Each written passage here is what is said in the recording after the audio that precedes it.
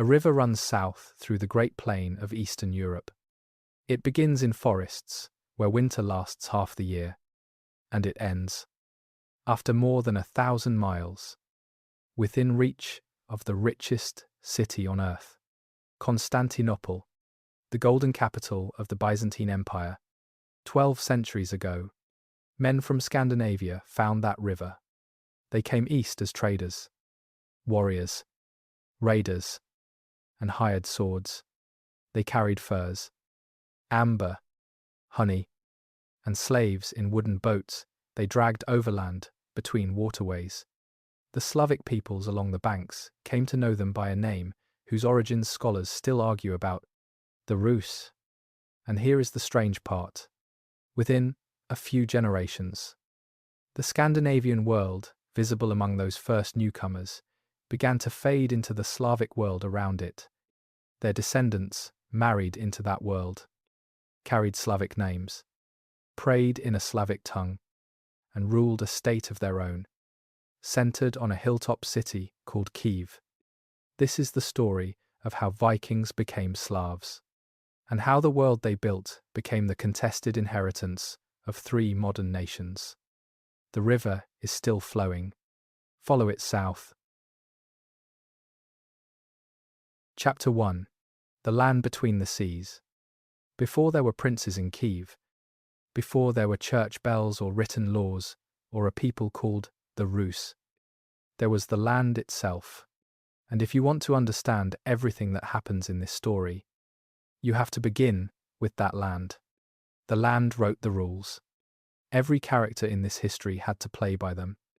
Picture the largest plain on the European continent. It stretches from the Baltic Sea in the north to the Black Sea in the south, a distance of roughly 1,000 miles. And there is almost nothing in between to stop you. No mountain ranges worth the name. No great walls of stone. Just forest in the north. Thick and dark and endless, giving way slowly to open grassland in the south. The western edge of a sea of grass that runs all the way to Mongolia. Geographers call it the East European Plain. For most of human history, it was one of the emptiest well-watered spaces in the world. Empty, but not silent, because cutting through that plain, running mostly north to south, were rivers. Enormous rivers. The Volkhov and the Lovat in the north. The mighty Volga curving east toward the Caspian Sea. The Dvina running to the Baltic. And in the center, the one that matters most to our story, the Dnieper.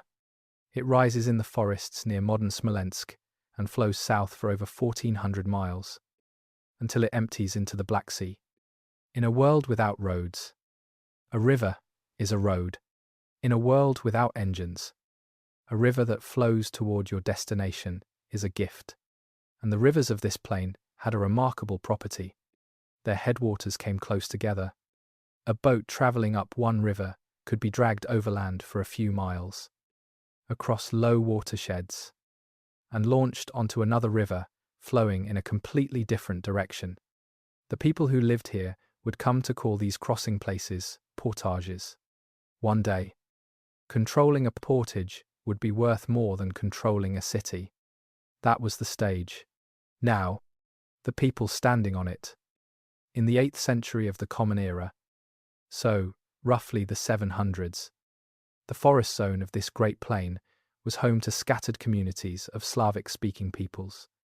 Where exactly the Slavs originally came from is a question scholars still debate. And honesty requires saying that plainly. The archaeological and linguistic evidence points broadly to a homeland somewhere between the Vistula and Dnieper rivers. But the details remain genuinely uncertain. What we can say with confidence is that by this period, Slavic speakers had spread across a vast territory, from the Elbe in the west to the upper Volga in the east. They were farmers.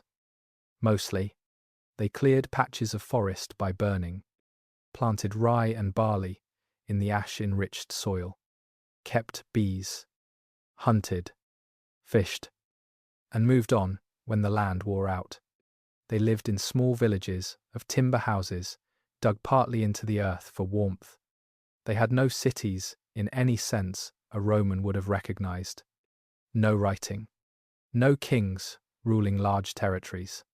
Later, chroniclers preserved the names of their tribal groupings. The Polyanians, around the middle Dnieper. The Drevlians, in the forests northwest of them. A name that itself comes from the Slavic word for tree. The Severians. The Krivikians. The Slovenes of the far north near Lake Ilmen. These names come to us mainly from a text called the Primary Chronicle, written in Kyiv centuries later, and we will have much more to say about that document and its problems soon. But the broad picture it paints, a forest world of farming tribes, matches what archaeologists have found in the ground. The Slavs did not have this plain to themselves. In the north, around the lakes and along the Baltic coastline, lived Finnic-speaking peoples, the ancestors of today's Finns and Estonians. In the northwest were the Balts, ancestors of Lithuanians and Latvians. These peoples had been there longer than the Slavs, and the map of the Russian north is still written in their languages. Even the name of Moscow may come from a Finnic root, though scholars continue to argue about that one too. And in the south, where the forest thinned into grassland, there was something entirely different. There was the steppe. The steppe was the domain of horse peoples, and it had been for thousands of years. Wave after wave of nomadic confederations had swept westward along that corridor of grass. Scythians, Sarmatians, Huns, Avars, Bulgars. Each one dominated the plain for a time and then broke apart or moved on. By the 800s, the power, sitting at the southern end of our story, was a state unlike its neighbours in almost every respect. The Khazar Khaganate. The Khazars ruled from the lower Volga, near the Caspian Sea, and they had done something few steppe peoples before them had managed. They had stopped moving. They built cities, or at least large permanent settlements. They taxed trade instead of merely raiding it. Caravans and riverboats moving between the Islamic world and the north paid Khazar tolls, and the Khagan grew rich on the percentage. Most remarkably of all, at some point, their ruling elite adopted Judaism.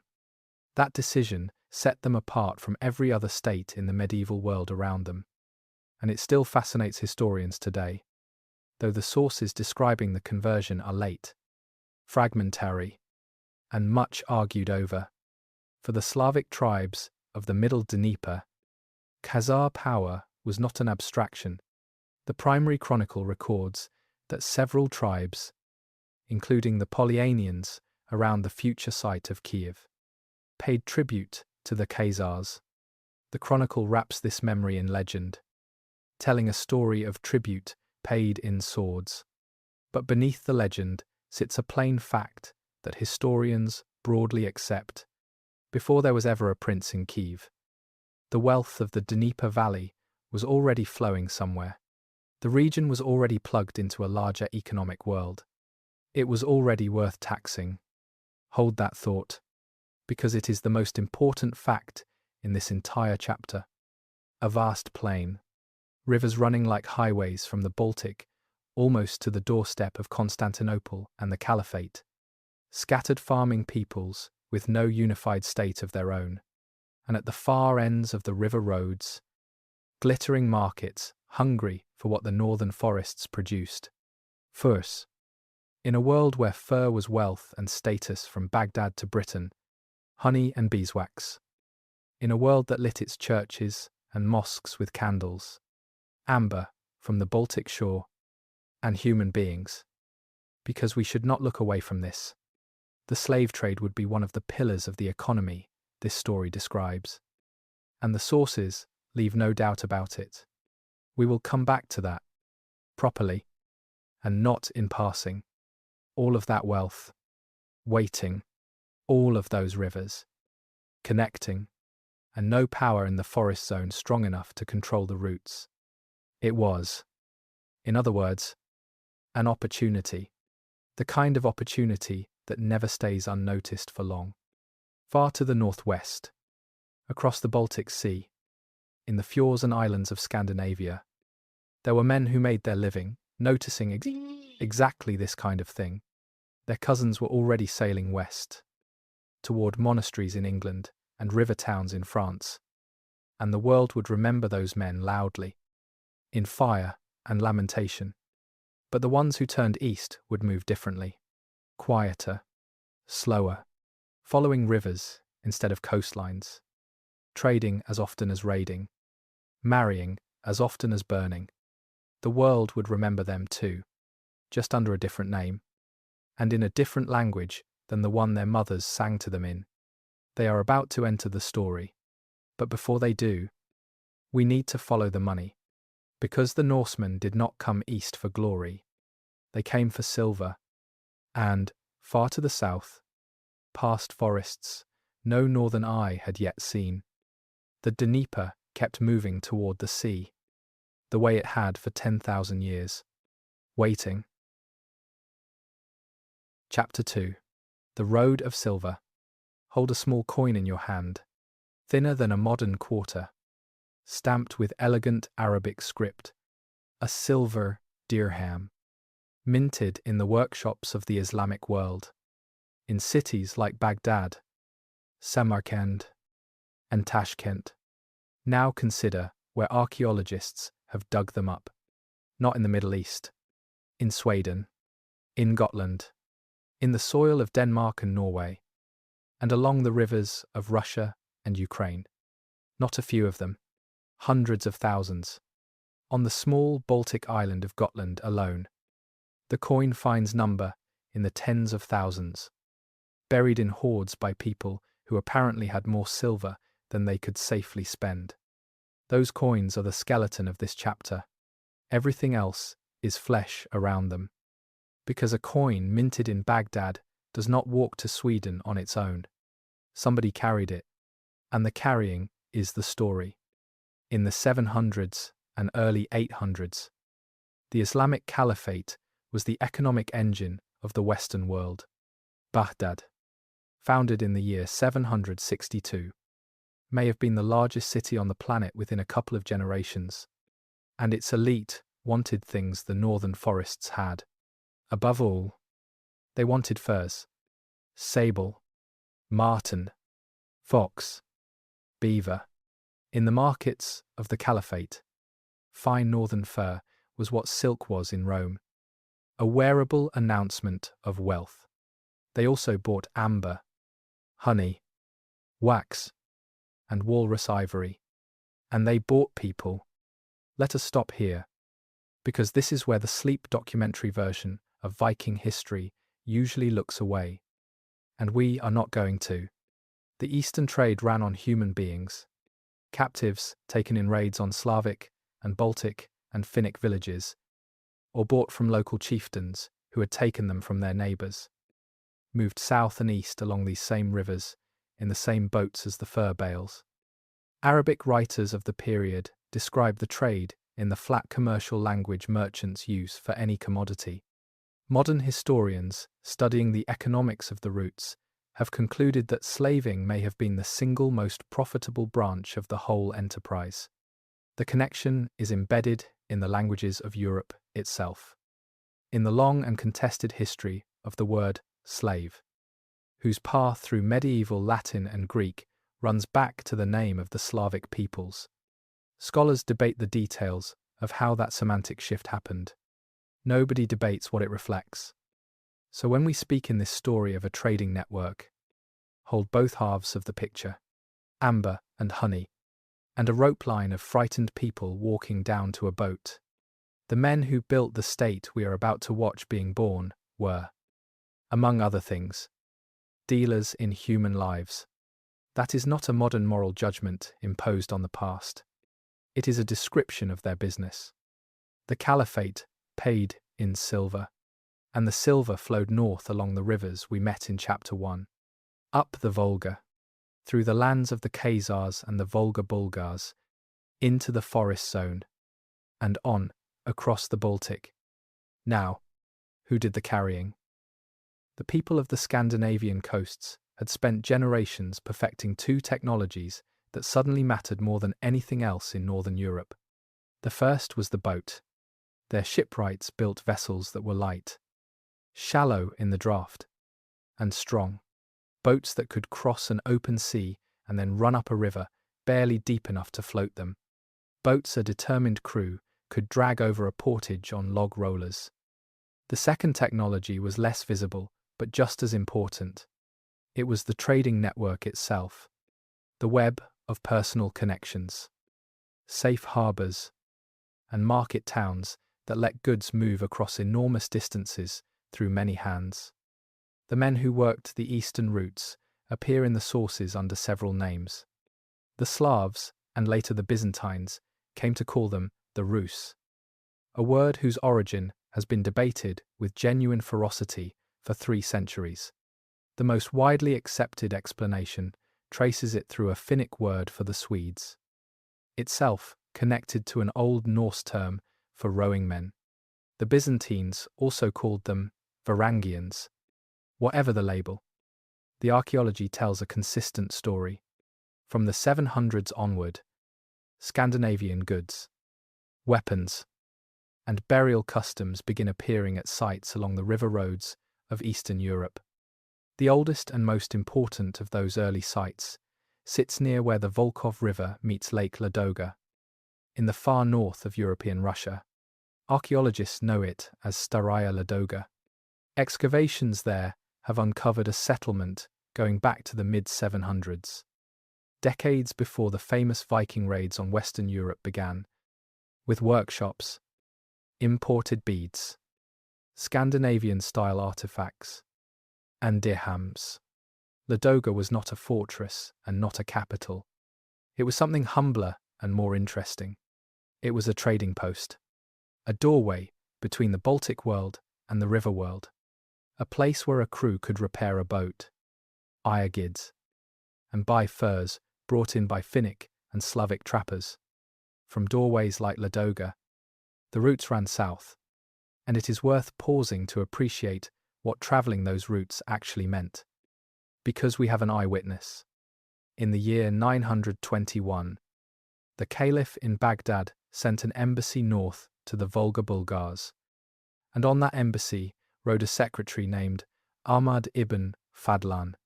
His written account survives, and it includes the most vivid description of the Rus that any contemporary set down. Ibn Fadlan met them at a trading camp on the Volga. He described a merchant people who arrived by boat. Men as tall as palm trees, tattooed from fingernails to neck. Every one of them armed with axe and blade. He watched them sell furs and slaves. He noted, with a bureaucrat's disapproval, that he had never seen finer physical specimens. Alongside washing habits, he found disgusting. And he left the only surviving eyewitness account of a Rus ship burial, the funeral of a chieftain whose body was burned in his vessel, along with sacrificed animals and, by Ibn Fadlan's testimony, an enslaved girl who was killed to accompany him. It is a hard passage to read. It is also one of the most valuable windows we have into who these people were before they became something else. One caution belongs here, and stating it plainly is part of telling this history honestly. Ibn Fadlan was describing one group of Rus, at one place, in one year, through the eyes of an outsider. Scholars still debate how far his accounts can be generalized, but as evidence that Scandinavian merchant warriors were operating deep inside Eastern Europe, trading furs and slaves for Arab silver, his testimony stands, and the coins in the ground agree with him. By the early 800s, the Rus were more than occasional visitors. A Frankish court record called the Annals of Saint Bertin reports that in the year 839, envoys from Byzantium arrived at the court of the Emperor Louis the Pious. Travelling with them were men who called themselves Rus, sent by a ruler they titled Kagan. When Louis investigated, he concluded they were Swedes. That small diplomatic note is a historical treasure. It shows that a generation before any prince supposedly ruled in Novgorod or Kyiv, some Rus group was already organized enough to have a ruler with a steppe title, and ambitions grand enough to send envoys to Constantinople. Silver was pulling them deeper and deeper into the river country. But moving through a land is one thing, ruling it is another. According to the story the Rus themselves would later tell, the transition happened in a single strange moment, when the peoples of the north did something almost unheard of in history. They sent for kings. Chapter 3. The Calling of the Princes. Every nation tells itself a story about its own beginning. The Romans had the wolf and the twins. The English have the myth-heavy landings of Hengist and Horsa. And the Rus had the story of the calling of the princes, a tale so politically loaded that scholars in the modern era have seen careers destroyed over which side of the argument they took. Here is the story as the sources tell it. Then we will do the harder and more interesting work of asking what actually happened. Our main source is a text called the Primary Chronicle, also known as the Tale of Bygone Years, compiled by monks in Kyiv in the early 1100s, traditionally associated with a monk named Nestor. Understand what that means. The chronicle describes events of the 800s, but it was written down roughly 250 years later, in a monastery, by churchmen serving princes who traced their bloodline to the very dynasty the story legitimizes.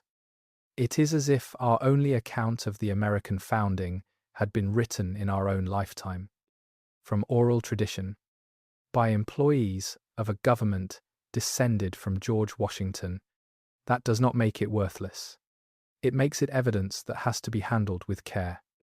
The Chronicle says this: in the mid-800s, the tribes of the north, Slavic and Finnic together, paid tribute to Varangians from across the sea. Then they rose up, drove the Varangians out, and began to rule themselves. And it went badly. There was no law among them. The Chronicle says, kin turned on kin, and the tribes fell to fighting one another. So they made an extraordinary decision. They went back across the sea to a Varangian people the Chronicle calls the Rus, and made an offer that generations of school children once learned by heart. Their land, they said, was vast and rich, and it had no order in it. Would the Varangians come and rule it? 3 brothers answered the call. The Chronicle says, the eldest, Rurik, settled in the north, in the region of Novgorod. His brothers Sineas and Truvor took Beluzero and Izborsk, and when they died within 2 years, Rurik ruled alone.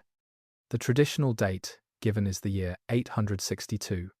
From Rurik, the Chronicle traces every prince of the land, generation by generation, down through the rulers of Kyiv and beyond. The dynasty that governed these lands for the next 7 centuries, until the 1500s, would call itself the House of Rurik. That is the legend. Now, let us take it apart, respectfully, the way historians do. Begin with the date. Specialists have shown that the Chronicle's early chronology was constructed backward, long after the fact, by monks fitting oral traditions into a framework of years borrowed from Byzantine chronicles. The year 862 is a literary artifact, not a record. Something like the events described may have happened, but nobody was writing down dates in Novgorod at the time, because nobody there was writing at all. Then the brothers, Sineas and Truvor, vanish from the story almost immediately, and some scholars have long suspected they were never people at all. One old and appealing theory holds that a chronicler misread an Old Norse phrase describing Rurik arriving with his house and his faithful retinue, and turned the phrase into 2 brothers. Other specialists reject that idea. The honest summary is that we simply do not know, and the two brothers should be treated as legend until proven otherwise. Then the invitation itself. Would fractious tribes really invite foreign rulers to govern them? It sounds too convenient.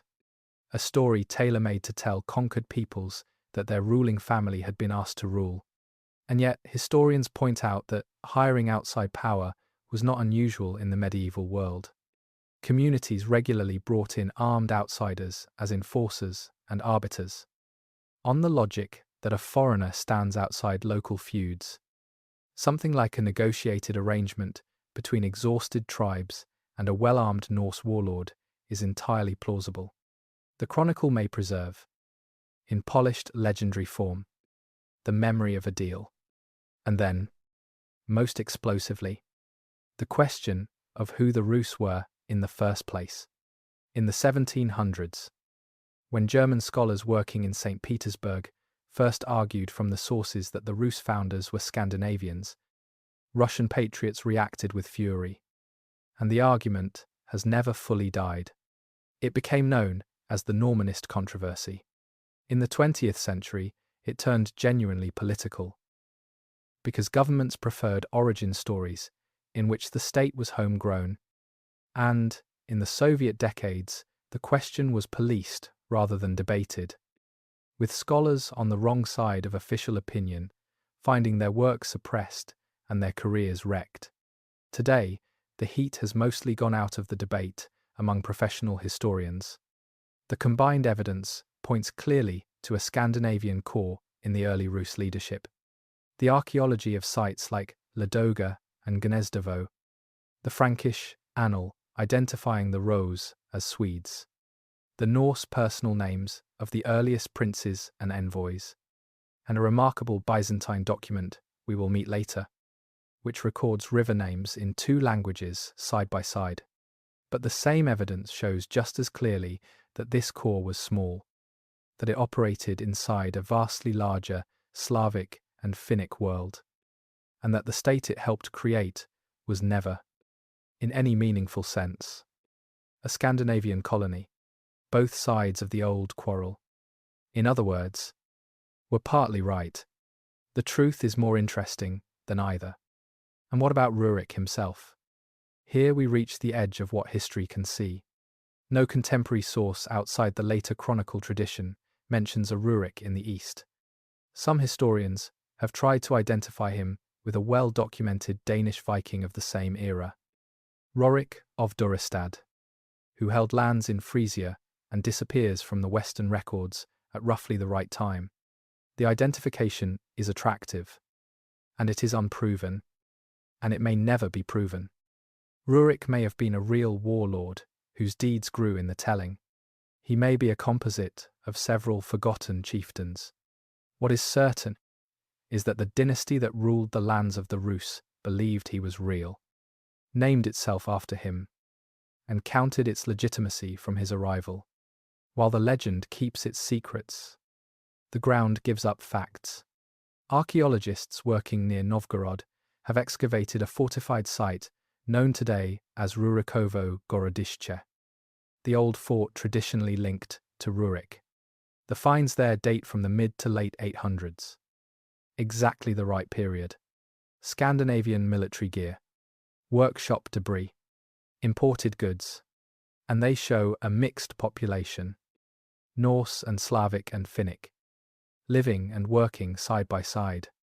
Novgorod itself, the famous city, grew up slightly later, a short distance downriver.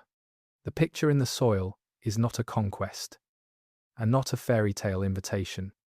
It is a merchant military elite planting itself at the crossroads of the river trade, collecting tribute in furs and silver, and slowly becoming something new. Whoever Rurik was, the chronicle reports that he died around the year 879, leaving a young son named Igor and a kinsman named Oleg to act as regent and war leader. And it is with Oleg that this story stops being a question mark and starts being a state. Because Oleg looked south, past the forests, toward the golden city of the Greeks. And he understood something that would shape the next 1,000 years. Whoever controlled the middle Dnieper controlled everything. And, on a hilltop above the middle Dnieper, there was a small town called Kyiv. Chapter 4. Oleg and the Gates of Kyiv. The Chronicle calls him Oleg. His Norse name, almost certainly, was Helgi, a word that carries the sense of holy or blessed. And the Slavic tongue that would eventually swallow his people's language remembered him with an epithet in that same spirit. Oleg the seer, Oleg the wise, the prophet prince. Whether he was truly Rurik's kinsman, as the Primary Chronicle claims, or simply the strongest warlord standing when Rurik died, we cannot verify. What the tradition records is what he did. And what he did was change the center of gravity of an entire civilization. Understand the situation as Oleg would have seen it from the north. Around the year 880, the river road to the silver of the Caliphate ran east, down the Volga, and it was crowded with tolls. Khazar tolls, Bulgar tolls, middlemen at every bend. But there was another road, running straight south, the Dnieper Road. It led to a different market, richer than any other on earth. The city the Norse called Miklagard, the great city, Constantinople, and the Dnieper Road had a problem that was also an opportunity. Its middle stretch, the crucial stretch, ran past a cluster of hills where a town already stood, collecting passage fees where the forest met the open steppe. Kyiv. The Chronicle preserves a legend that the town was founded generations earlier by 3 Slavic brothers, Gui, Shek, and Koriv, along with their sister, Libid, and that it took its name from the eldest. That is a foundation story of a familiar folkloric shape, and we should treat it as such. But archaeology confirms that settlement on the Kyiv hills long predates the Rus. In Oleg's day, the town appears to have been paying tribute to the Khazars, ruled, the Chronicle says, by 2 Varangians named Askold and Deer, who had earlier gone south from the north. The Chronicle tells the story of the takeover like a scene from a saga, which is likely exactly what it once was. Around the year 882, Oleg came down the river with an army drawn from every people of the north. Varangians, Slovenes, Krivikians, Finnic tribesmen, the whole world of the river roads in one fleet. He hid his warriors below the gunwales and presented himself at Kyiv as a humble merchant. When Askold and Deer came out to meet the traders, the warriors rose from the hulls. And Oleg, the Chronicle says, declared that these 2 were no princes and carried no princely blood, and then had the boy Igor lifted up for them to see. Here, he said, is the son of Rurik. Askold and Deer were killed where they stood. A story polished smooth by 2 centuries of retelling. Certainly, beneath the polish, a plain event historians broadly accept. Around the 880s, the northern Rus seized the middle Dnieper, and the axis from Novgorod to Kyiv came under a single ruling family. Some historians would say this moment, more than any legendary invitation, is the true founding of the state we call Kievan Rus. The Chronicle then gives Oleg a line that would echo for 1,000 years. Standing on the hills above the water, he called Kyiv the mother of the cities of the Rus. Novgorod was not abandoned, but the future had moved south, and the reason was simple. From Kyiv, the current runs toward Constantinople. Oleg spent the next 2 decades doing unglamorous, foundational work. The Chronicle describes him subjugating the surrounding Slavic tribes one by one, the Drevlians in their forests, the Severians, the Radomikians, and redirecting their tribute away from the Khazars and toward Kyiv. Now, stop and turn the camera around. Because for 2 chapters, we have been watching this world through the eyes of the men in the boats. And there were a great many more people standing on the bank. Imagine you are one of them. You live in a village of perhaps 40 souls. In a clearing, your grandfather burned out of the forest. Your house is dug a half-meter into the ground. Walls of split logs. A roof of thatch or turf. No chimney. Only a hole for the smoke from the clay oven in the corner. In winter, the household lives inside that one dark room with the smoke and the smell of bodies and wet wool. And archaeologists find these houses everywhere across the forest zone. So we know this is not invention. Your wealth is measured in things that walk and things that grow.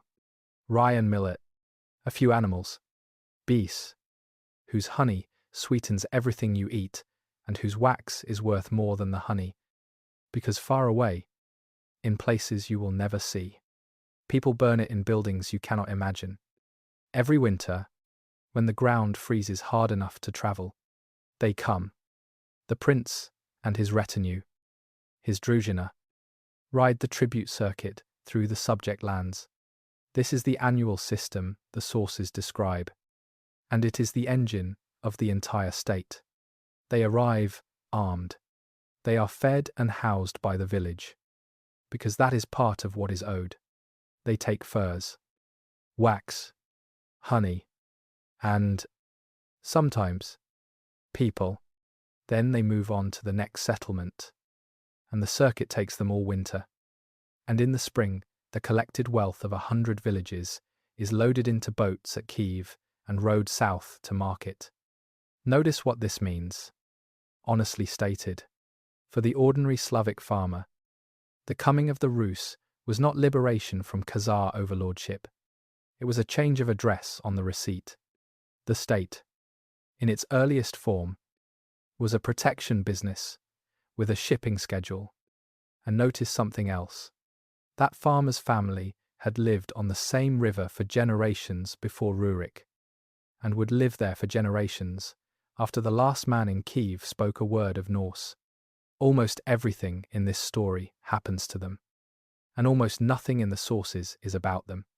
When we say that the Norse became Slavs, we are describing an event that happened, in large part, in villages like theirs. In households and marriages and kitchens, no chronicler ever entered. Keep the village in your mind.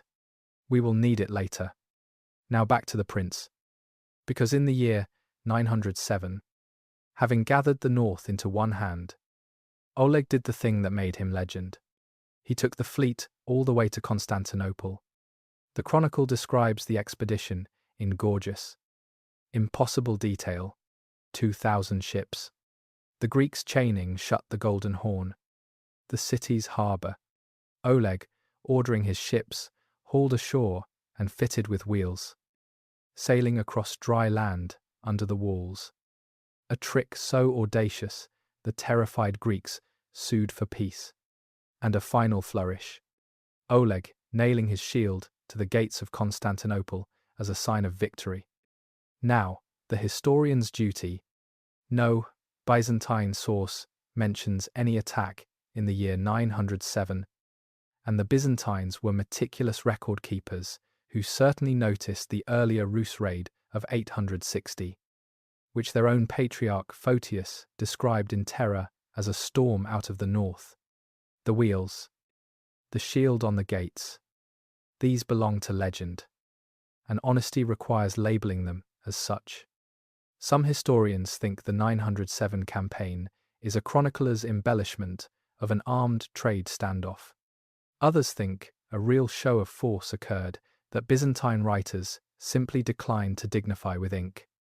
But here is the twist, and it is the most important twist in this chapter. The treaty is real.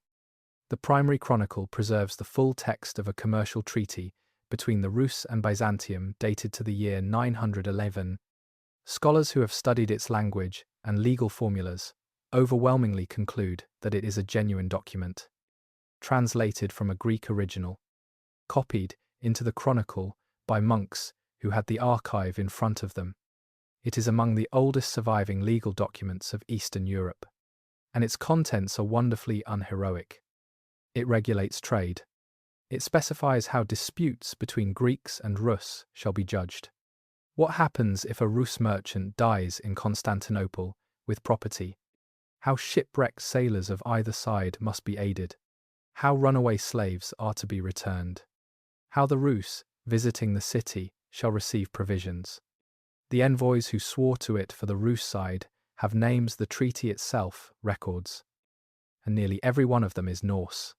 Karl, Ingjald, Farulf, Femund, Gunnar, men with Scandinavian names, negotiating in the name of a prince called Helgi, securing grain allowances and legal protections for fur traders.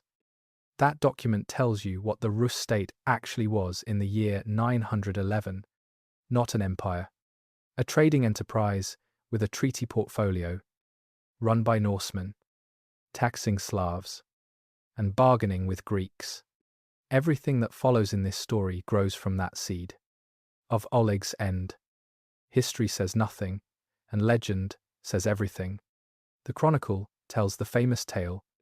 A soothsayer once warned Oleg that his own beloved horse would be the death of him, so he sent the animal away and never rode it again.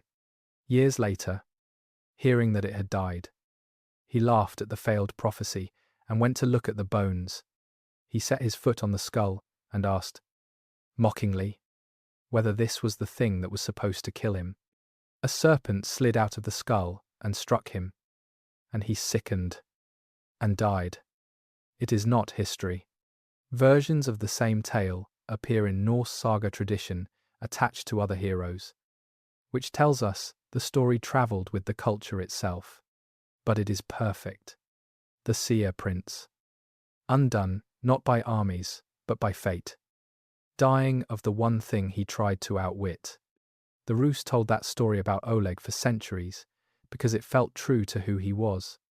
He left behind a state stretching from the Baltic watersheds to the edge of the steppe, a dynasty, not his own, that he had faithfully preserved, and an heir now grown to manhood. Igor, son of Rurik, would finally take the throne. His father's kinsman had spent a lifetime building. He would hold it for 30 years, and he would lose his life to the oldest temptation in the history of taxation, below the city. Meanwhile, the boats went down the river every spring, heavy with furs and wax and human cargo, riding the current south. The Dnieper had become a business. It did not mind. Chapter 5. Igor, Olga, and the price of greed. Picture a small band of armed men riding back the way they came, through bare winter forest northwest of Kyiv. Behind them, the main force is already gone, escorting a season's tribute home. The prince at the head of this small band has just made a decision. The Drevlians paid once. They can pay again. His name is Igor. He is the son of Rurik, Prince of Kyiv, and he has perhaps a day to live. There is a rule buried in the logic of every tribute system, so simple that it hardly seems worth stating, and so dangerous that forgetting it has killed kings. You can shear a sheep many times. You can skin it only once. Igor forgot the rule. What followed his forgetting is one of the most extraordinary sequences in the entire chronicle.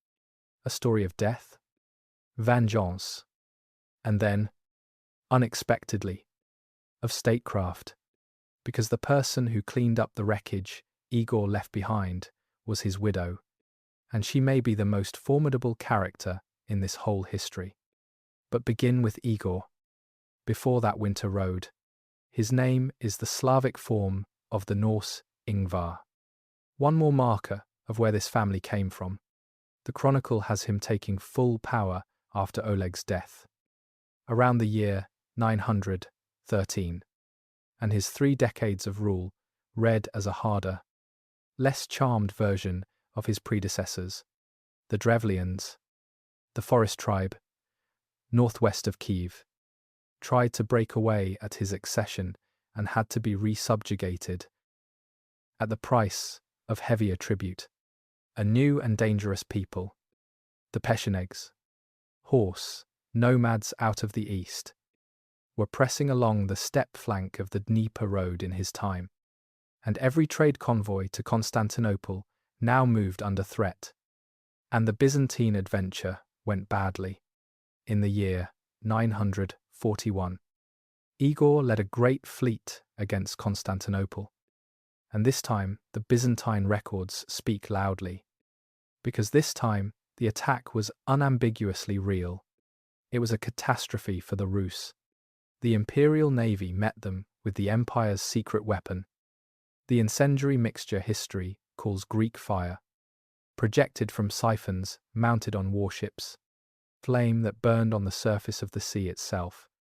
The chronicle preserves what the survivors said when they straggled home, and it is the sentence of men who have seen a weapon they have no words for. The Greeks, they said, possessed the lightning of the sky, and they turned it loose on us, and we burned. Byzantine sources record prisoners taken and executed. A second, larger expedition a few years later swelled, the chronicle says, with hired Varangians and even Pecheneg allies. Ended without battle when the Byzantines offered terms. A new trade treaty was concluded in the year 944. Its text also preserved in the chronicle, on terms noticeably less favourable than Oleg's. Historians reading the two treaties side by side can watch the leverage shift, and they notice something else in the later document. Among the Rus envoys' names, still mostly Norse, Slavic names now begin to appear, and some of the Rus swearing the oath are described as Christians, swearing in a church of Saint Elias in Kyiv. The future is already leaking into the record. Then came the Winter Road, around the year 945. The chronicle is unsparing about the motive. Igor's own retainers complained that they went about in rags, while the men of another lord went finely dressed, and they pressed the prince to squeeze the Drevlians harder. Igor went and took the tribute, and took more than the tribute. The chronicle says, with violence on top of violence, and then, heading home, he made the decision that killed him. He sent the main force ahead with the goods, turned back with only a small band, and went to collect a second time. The Drevlians took counsel with their own prince, a man named Mal. The chronicle gives them a line of pure peasant arithmetic. Let a wolf into the flock, they said, and he will take the sheep one at a time until someone kills him. They came out from their town of Iskarostan, and they killed Igor and his men. A later Byzantine writer, Leo the Deacon, adds a detail found nowhere in the Rus tradition, that the Drevlians bent 2 birch trees to the ground, bound the prince between them, and let the trees tear him apart. Whether that detail is fact or atrocity legend, we cannot say.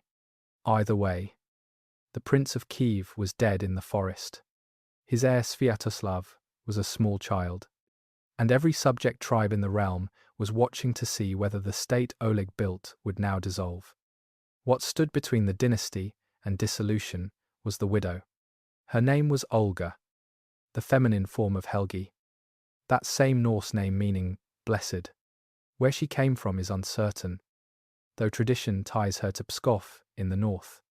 What the chronicle records next about her is a cycle of revenge stories so vivid, so structured, and so saturated with pagan funeral symbolism that scholars are confident we are reading saga material, oral performance literature, written down by monks generations later. The stories should be understood as the legend of Olga, rather than the documentary record of her. But they were the stories her own descendants told with pride, and they demand to be heard. The Drevlians, the chronicle says, sent 20 envoys to Kyiv, proposing that Olga marry their prince Mal, a reasonable step-world solution. Absorb the widow. absorb the realm. Olga received them graciously and promised they would be honored in front of all her people. On her orders, a great pit had been dug in the courtyard, and the envoys, carried in their boat as honored guests, were dropped into it, boat and all, and buried alive. The chronicle has her leaning over the edge to ask whether the honor was to their liking. She then sent word to the Drevlians that she would come and marry their prince, but that they must send their noblest men to escort her. They did. She invited this second embassy to refresh themselves in the bathhouse. And when they were inside, the doors were barred and the building burned with all of them in it. Then she travelled to Drevlian country herself. To hold, she said, a funeral feast at her husband's grave. The Drevlians drank at the feast. Her retainers did not. When the guests were insensible, the chronicle claims her men cut down 5,000 of them.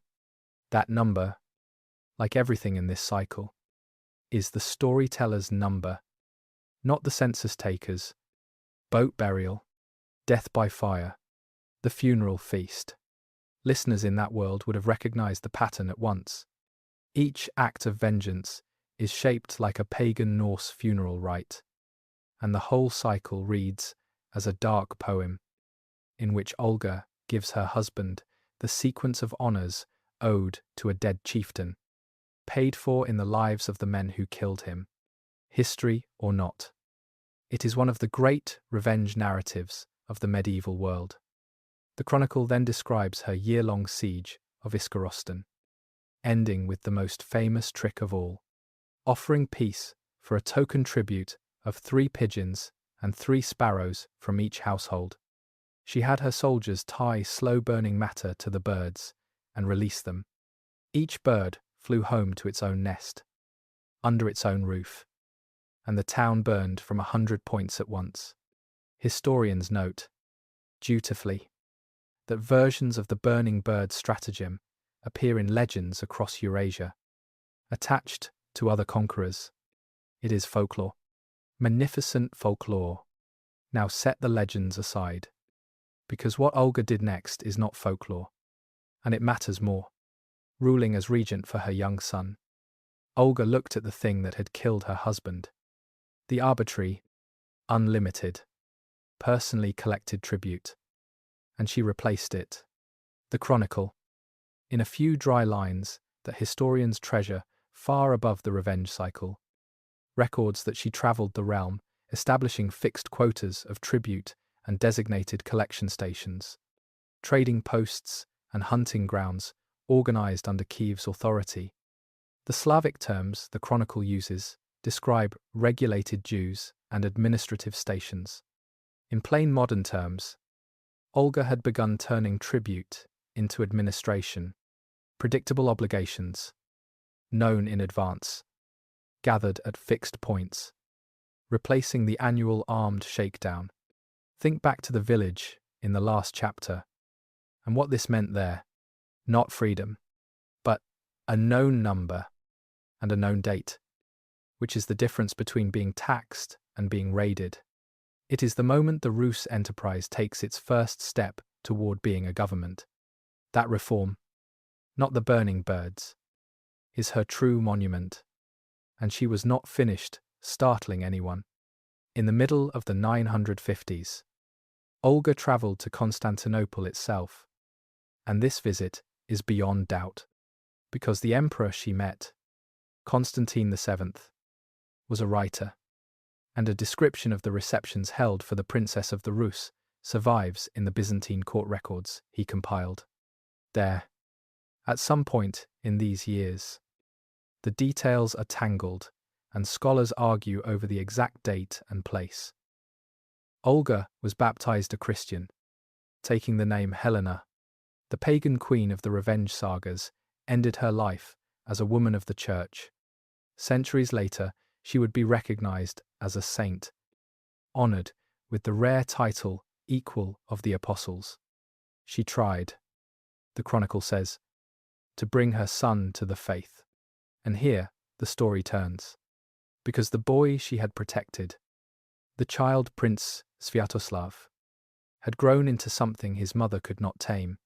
When she urged baptism on him, he answered with a warrior's logic. His retinue, he said, would laugh at him. His retinue would not laugh long. Sviatoslav was about to take the army his ancestors had built, raiding rivers and markets, and hurl it against every power on the map at once. The last Viking of Kyiv was ready to ride. Chapter 6. Sviatoslav, the last Viking of Kyiv. Begin with his name, because his name is a hinge in this entire story. His grandfather was Rurik, from the Norse Rurikra. His father was Igor, from Ingvar. His mother was Olga, from Helgi, and he was Sviatoslav, a purely Slavic name, built from Slavic roots, meaning something like holy fame or blessed glory. He is the earliest ruler of the dynasty we know to have carried a Slavic name.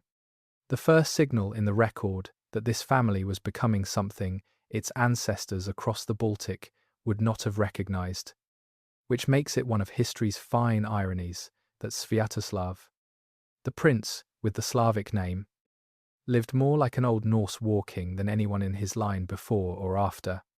Every family that rises from violence to respectability produces, somewhere along the way, one last throwback, one member who looks at the settled, careful, profitable thing the family has become and wants none of it. In the house of Rurik, that man was Sviatoslav. The Chronicle draws his portrait with open admiration, and it is worth hearing, because medieval sources rarely bother describing how a man actually lived in the field. Sviatoslav, it says, moved on campaign like a hunting cat. He took no wagons, no kettles, nor tins. He cut strips of horse meat or game and roasted them over coals. He slept on the open ground with his saddle under his head. And, the Chronicle insists, he did not attack by stealth. Before he marched on a people, he sent messengers ahead with a single sentence: I am coming for you. A Byzantine historian named Leo the Deacon, writing within living memory, left us an eyewitness quality description of the man himself. From a famous meeting we will come to shortly. Medium height, broad-chested, blue eyes, a shaved head with a single lock of hair on one side, marking his noble rank, a bushy moustache and no beard, a gold earring set with gems in one ear.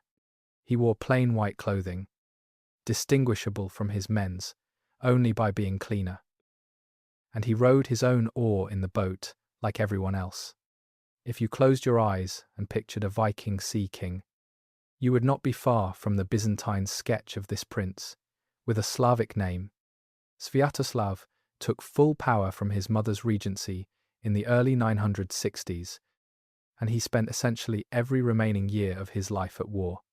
His first great campaign, around the years 963 to 965, was aimed east, and it changed the map of Eurasia permanently. He marched against the power that had overshadowed the region since before his dynasty existed, the power his ancestors had once paid tribute to, the Khazar Khaganate. The Chronicle gives the campaign one laconic line after another. He defeated the Khazar army. He took their fortress, city of Sarkal, on the Don River, a stronghold the Byzantines had helped engineer a century earlier. Arab geographers, writing in the following decades, add the rest, describing the devastation of the Khazar lands along the Volga and the Caspian shore. One of them, Ibn Fadlan, wrote of ruined Khazar country where nothing was left growing. Not a grape, not a raisin, not a leaf on a branch. The great Khazar state, the toll collector of the steppe, the power that had made the ancestors of the Rus pay for passage, effectively ceased to exist as a major force. Sviatoslav had removed it in roughly 2 campaigning seasons. What did that demolition mean? Here we should slow down, because the neat version of this story is very neat indeed. And neatness is a warning sign. The neat version goes like this. Khazaria was a dam holding back the peoples of the deep steppe. Sviatoslav broke the dam. The flood came through, and his descendants drowned in it. The trouble is that the flood was already moving. The Pechenegs, as we saw in the last chapter, had been pressing on the Dnieper road since his father's day. Decades before Sarkal fell, nomadic movement across that grassland had its own long rhythms, driven by pressures far to the east, and no single state had ever really controlled it. So here is what can be said, honestly.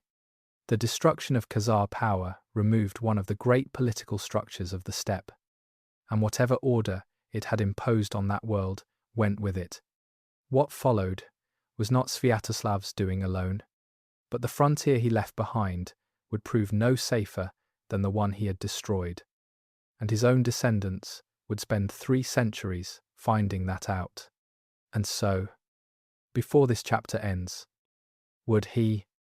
Then Sviatoslav turned south, and here the great powers began playing chess with him, or so they believed, in the year 967 or thereabouts. The Byzantine emperor, at war with the Bulgarian Empire on the Danube, did a thing empires had done for centuries. He hired a barbarian to punish a neighbor. Gold went north to Kyiv with an invitation to attack Bulgaria. Sviatoslav accepted with enthusiasm that should have worried Constantinople. He swept into the Danube Valley, crushed Bulgarian resistance, and then, instead of raiding and leaving as hired barbarians were supposed to do, he looked around at the rich river towns, the vineyards, the trade routes converging from Europe and the sea, and he decided to stay. The Chronicle preserves his reasoning in a speech to his mother and his boyars, and whether or not the words are his, the strategic vision in them is startling. He had no wish to sit in Kyiv. He told them he would live at Pereyaslavice on the Danube, because that was where his real wealth lay, with everything good flowing into it. Silver and horses from the Greeks, wine and fruit from Bulgaria, furs and wax and honey and slaves from the Rus. This prince was proposing to move the capital of the Rus state out of the Rus lands entirely, to plant it on the Danube, at the crossroads of Europe. For one dizzy moment in the late 960s, a Norse Slavic empire stretching from the Baltic to the Balkans was a live possibility. 2 forces intervened. The first was the steppe. While Sviatoslav was conquering Bulgaria, the Pechenegs appeared out of the grasslands and besieged Kyiv itself, with Olga and Sviatoslav's young sons trapped inside. The Chronicle tells of a heroic youth who slipped through the Pecheneg lines by speaking their language, and of a relief force whose commander sent the absent prince a message calculated to shame him. "You go looking for other men's countries," he said, "and you have nearly lost your own mother and your own children."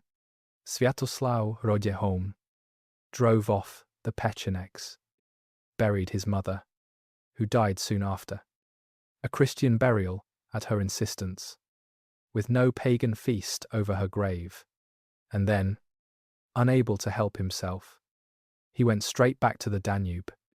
The second force was Byzantium, which had realized its mistake. A new emperor now ruled in Constantinople, John Tzimiskes, a brilliant Armenian soldier, and he had no intention of letting a Rus war king settle permanently on the empire's river frontier. The war that followed, in the early 970s, was recorded in detail by Byzantine historians, which means that for the first time in this story, we can watch a Rus army through professional military eyes. What they saw impressed them. The Rus fought on foot, in a dense shield wall, and they did not break. Leo the Deacon records their belief that a man slain by his enemy after surrender would serve that enemy in the afterlife. And so they fell on their own swords rather than be taken. But Tsimisces was a master of exactly this kind of war. Beaten in the field at Arcadiopolis, outmaneuvered on the Danube, Sviatoslav was finally besieged in the fortress of Dorostolon. Through months of savage fighting and starvation, the end was a negotiated peace, and it produced the scene Leo the Deacon witnessed and described. The scene that gave us Sviatoslav's portrait. The emperor arrived at the riverbank in gilded armor, surrounded by glittering cavalry. The prince of the Rus arrived rowing his own boat, in plain white clothing, and did not stand up, sitting on the thwart of his vessel. He spoke briefly with the master of the Roman world, agreed to leave Bulgaria and renew the old trade treaties, and rode away.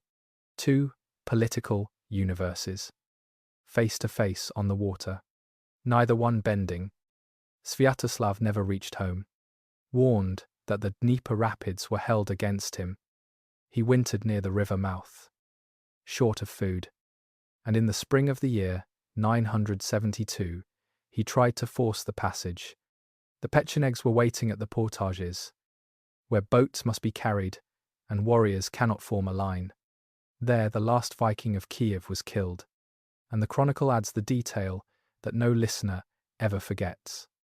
A detail entirely believable within the customs of the steppe, where such things are attested among nomadic peoples across the centuries. The Pecheneg Khan, courier, had Sviatoslav's skull mounted in gold, and made from it a drinking cup. Some traditions add that words were engraved on the rim, saying that a man who reaches for what belongs to others loses what is his own.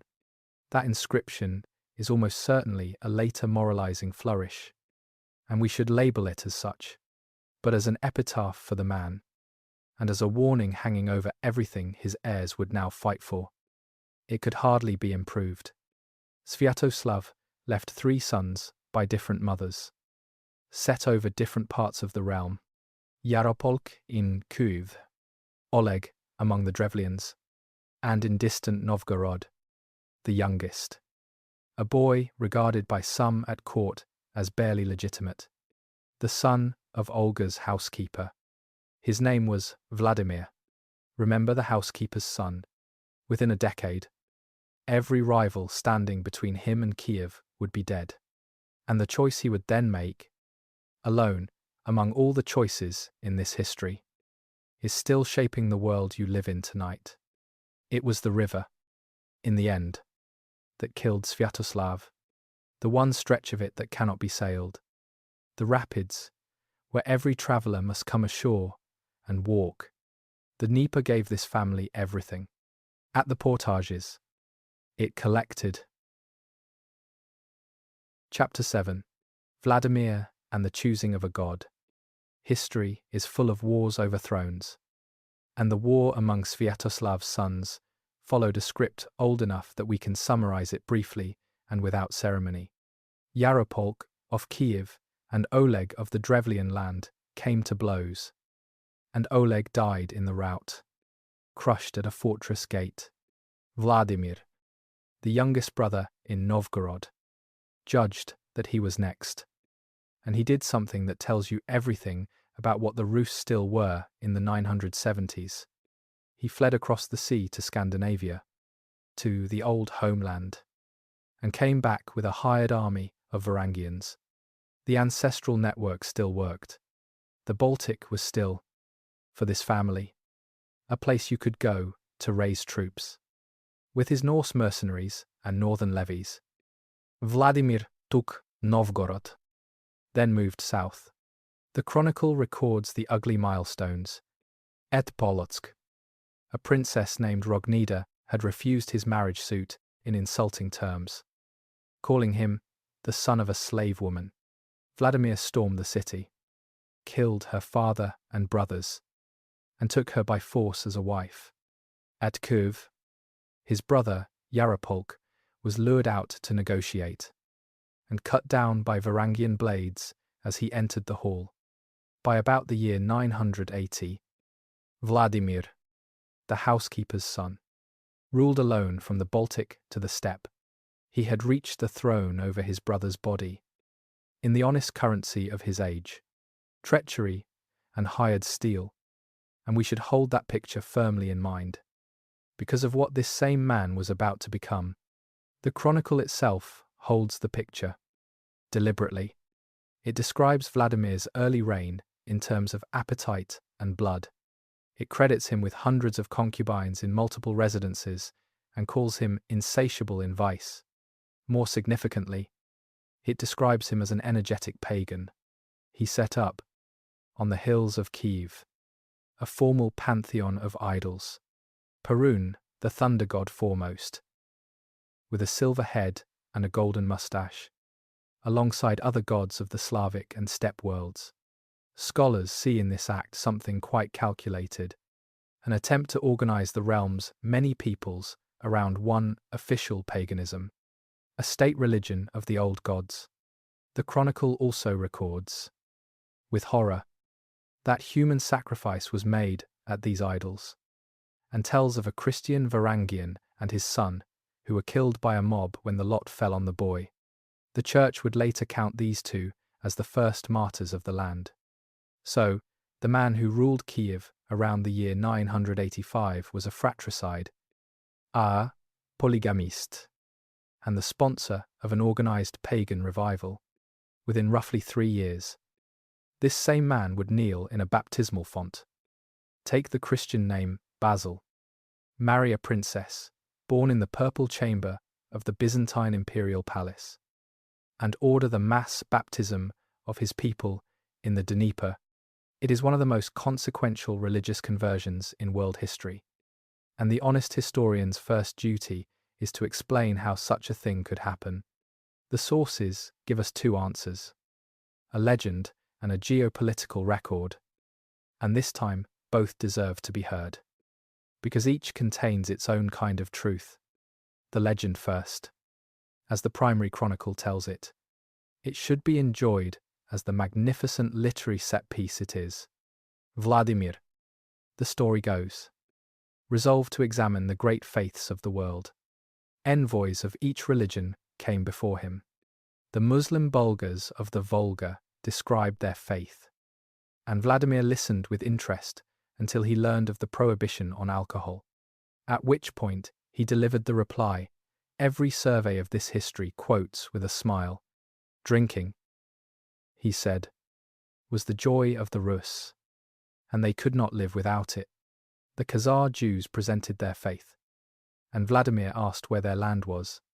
When they answered that God had scattered them from Jerusalem, he observed that a God who had dispossessed his own people made a poor patron for acquiring new ones. Envoys from the German lands presented Western Christianity, and were dismissed with a curt remark that his fathers had accepted no such teaching. Then a Greek philosopher spoke at length of scripture and judgment, and Vladimir was moved, but undecided. So he sent his own envoys out to see each faith in practice. And when the envoys returned from Constantinople, from the divine liturgy under the great dome of the Church of Holy Wisdom, they gave their prince the report that became the founding aesthetic statement of an entire civilization. They could not tell, they said, whether they had been standing on the earth or in heaven, because nothing on earth is that beautiful, and they had no words for it, and they knew only that in that place God lives among men. That is the legend, and let us label it plainly. Scholars regard the tale of testing the faiths as a literary construction, a genre piece, with parallels in other conversion narratives, composed generations later to explain and dignify a decision already made. The detail about alcohol, the tidy theological retorts, these are the polish of monastic storytellers. And yet the legend preserves something real about the choice's true shape. Kyiv did sit, surrounded by exactly those 4 options. Islam, up the Volga. Judaism in the Khazar remnant. Latin Christianity to the west. Greek Christianity to the south. The story is a map of Kyiv's religious geography, drawn as a folk tale. Now the geopolitical record, which is leaner and, in its own way, more dramatic. In the late 980s, the Byzantine Emperor Basil II, later called the Bulgar Slayer, one of the most formidable rulers Byzantium ever produced, was facing a massive military revolt that threatened his throne. Desperate for troops, he turned to Kyiv. Vladimir had what Basil needed: several thousand Varangian and Rus warriors. And Vladimir named a price that no ruler outside the imperial world had managed to extract before: a wife. Not just any wife. Anna, the emperor's own sister, born in the purple, a princess of the sacred imperial bloodline. To grasp the enormity, understand that Byzantine emperors had refused such marriages to the Frankish emperor himself. The purple-born did not marry barbarians, but Basil was drowning, and he agreed. On one condition: the prince of the Rus must be baptized. The deal was struck.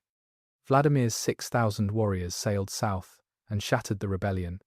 Those troops, incidentally, became the seed of the celebrated Varangian Guard, the axe-bearing Norse bodyguard of Byzantine emperors for generations after. But the emperor, crisis past, seemed in no hurry to ship his sister north. So Vladimir applied pressure in the family style. He marched on Cherson, Byzantium's rich colonial city in Crimea, besieged it, and took it. The message required no translation. The princess could come to Kyiv, or Kyiv would keep coming to the empire. Anna sailed for Crimea, reportedly weeping that she was being sent into captivity. There, at Cherson, around the year 988, Vladimir was baptized, taking the name Basil after his new imperial brother-in-law, and married Anna. He returned Cherson to the emperor as, in effect, the bride price, and went home to Kyiv with a purple-born wife, Greek priests, and a new god. Which account is true? The seeking of faith or the marriage bargain? The scholarly answer is that they illuminate each other. The conversion was plainly an act of high statecraft, and it was also, plainly, a civilizational choice, whose makers understood they were choosing a world to belong to. Byzantium was the standard of splendor, learning, and legitimacy in Vladimir's sky.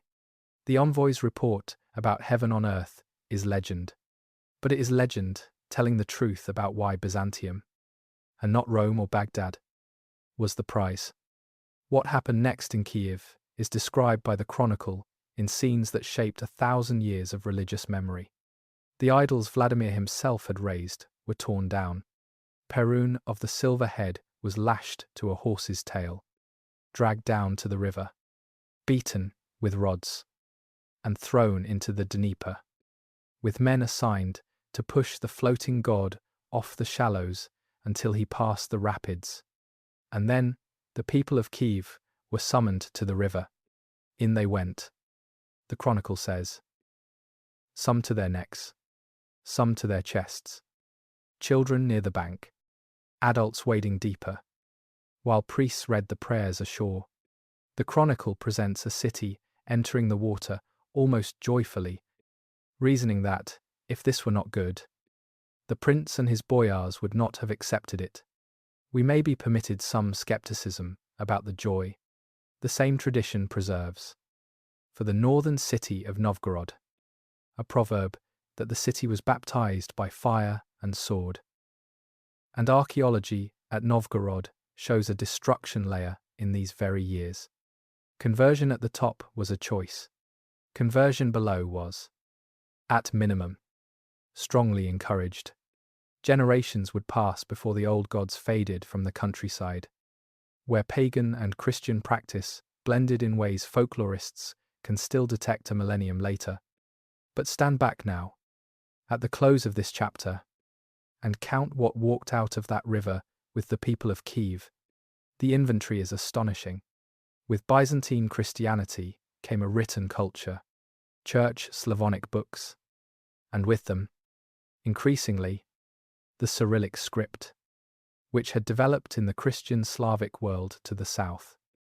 In Bulgaria, above all, growing out of the alphabet mission that the Byzantine brothers Cyril and Methodius had begun a century earlier. Those are the letters in which Russia and Ukraine still write tonight. With the new faith came masonry architecture, and within a generation, Kyiv was raising domed churches of brick and stone.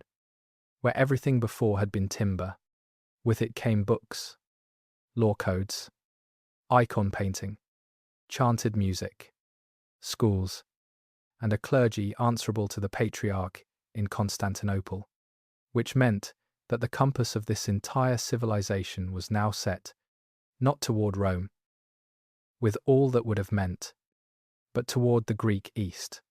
When, centuries later, the churches of Rome and Constantinople finally broke with each other, the lands of the Rus would stand on the eastern side of that break, and stand there still, a bargain struck for a bride, in a captured Crimean port, helped determine which Christian world a vast stretch of Europe would belong to.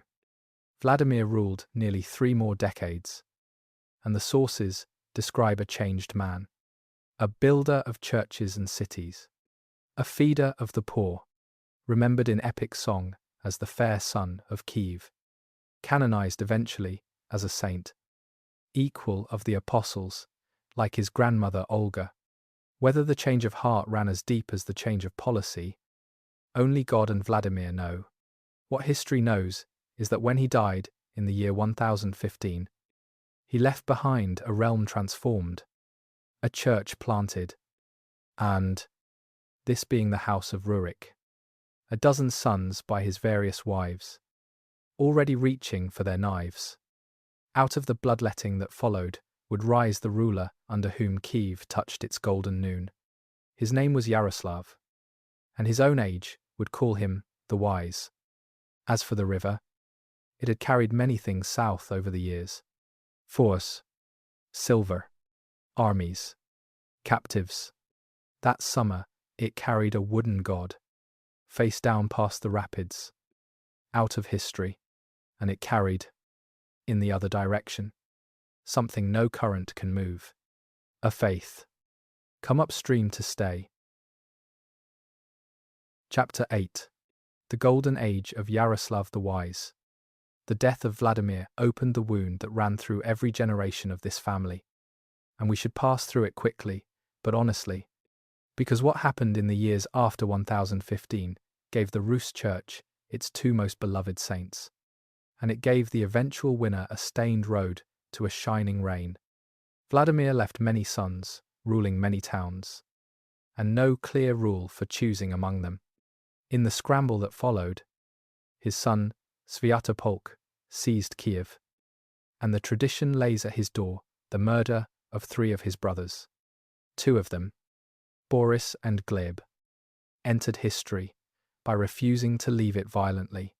The accounts written about them a generation later describe young princes who knew the killers were coming, and chose not to raise armies against a brother. They accepted death rather than tear the land apart. Boris was speared in his camp. Gleb was killed on a boat, the tradition says, by his own cook. Our sources for all this were written by churchmen who knew how the story ended, and historians read them with that in mind. But the effect on the culture was profound. Boris and Gleb became the earliest canonized saints of the Rus, honored, not as martyrs for the faith, since their killer was nominally Christian, but as something subtler, princes who would not shed kindred blood to save themselves. A civilization chooses its saints the way a person chooses heroes, by what it knows it lacks. The Rus, bleeding from succession war in every generation, canonized 2 men who had refused to play the game. The avenger, and the victor, was Yaroslav. Prince of Novgorod, another of Vladimir's sons. The war between Yaroslav and Sviatopolk ran for 4 years. It dragged in Polish armies on one side, and Novgorod's silver and Varangian mercenaries on the other. It ended around the year 1019, with Sviatopolk defeated and dying in flight, remembered ever after by the name the Chronicle fastened on him. Sviatopolk the Accursed. Even then, Yaroslav did not rule alone.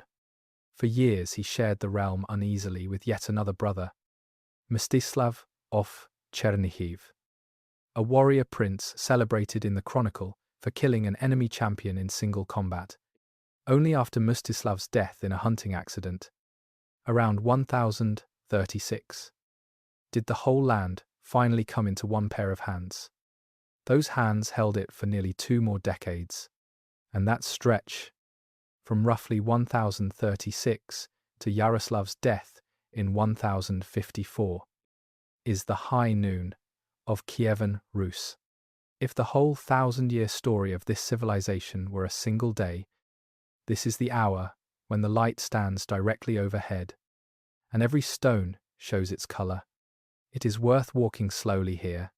Everything in this chapter is real, documented, and still partly standing. Begin where Yaroslav began, with the enemy at the gate.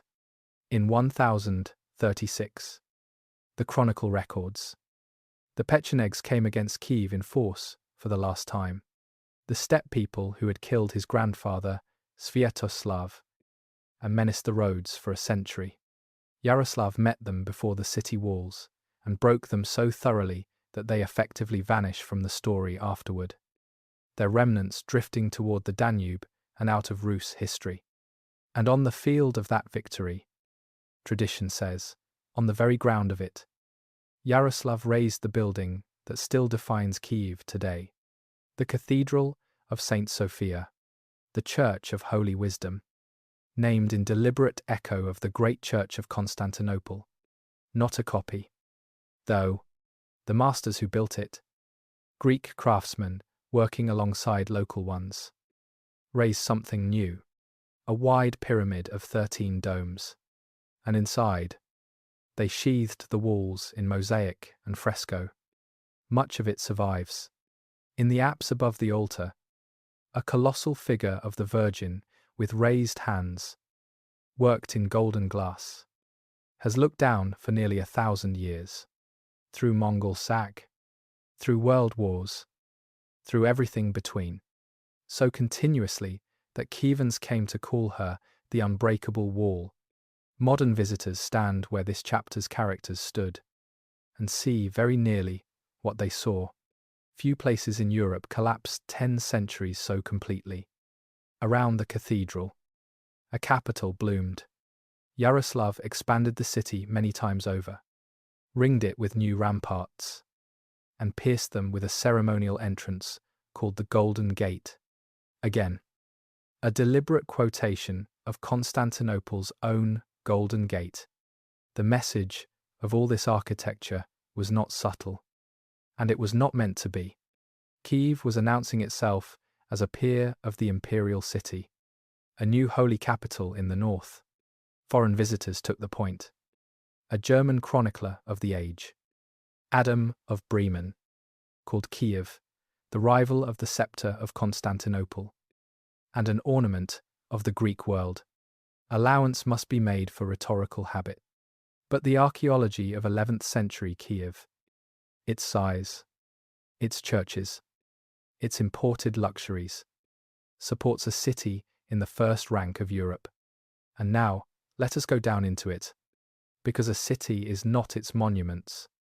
Come through the Golden Gate on an ordinary morning in the 1040s. The first thing is the sound. Timber. Everywhere. Being cut and hammered.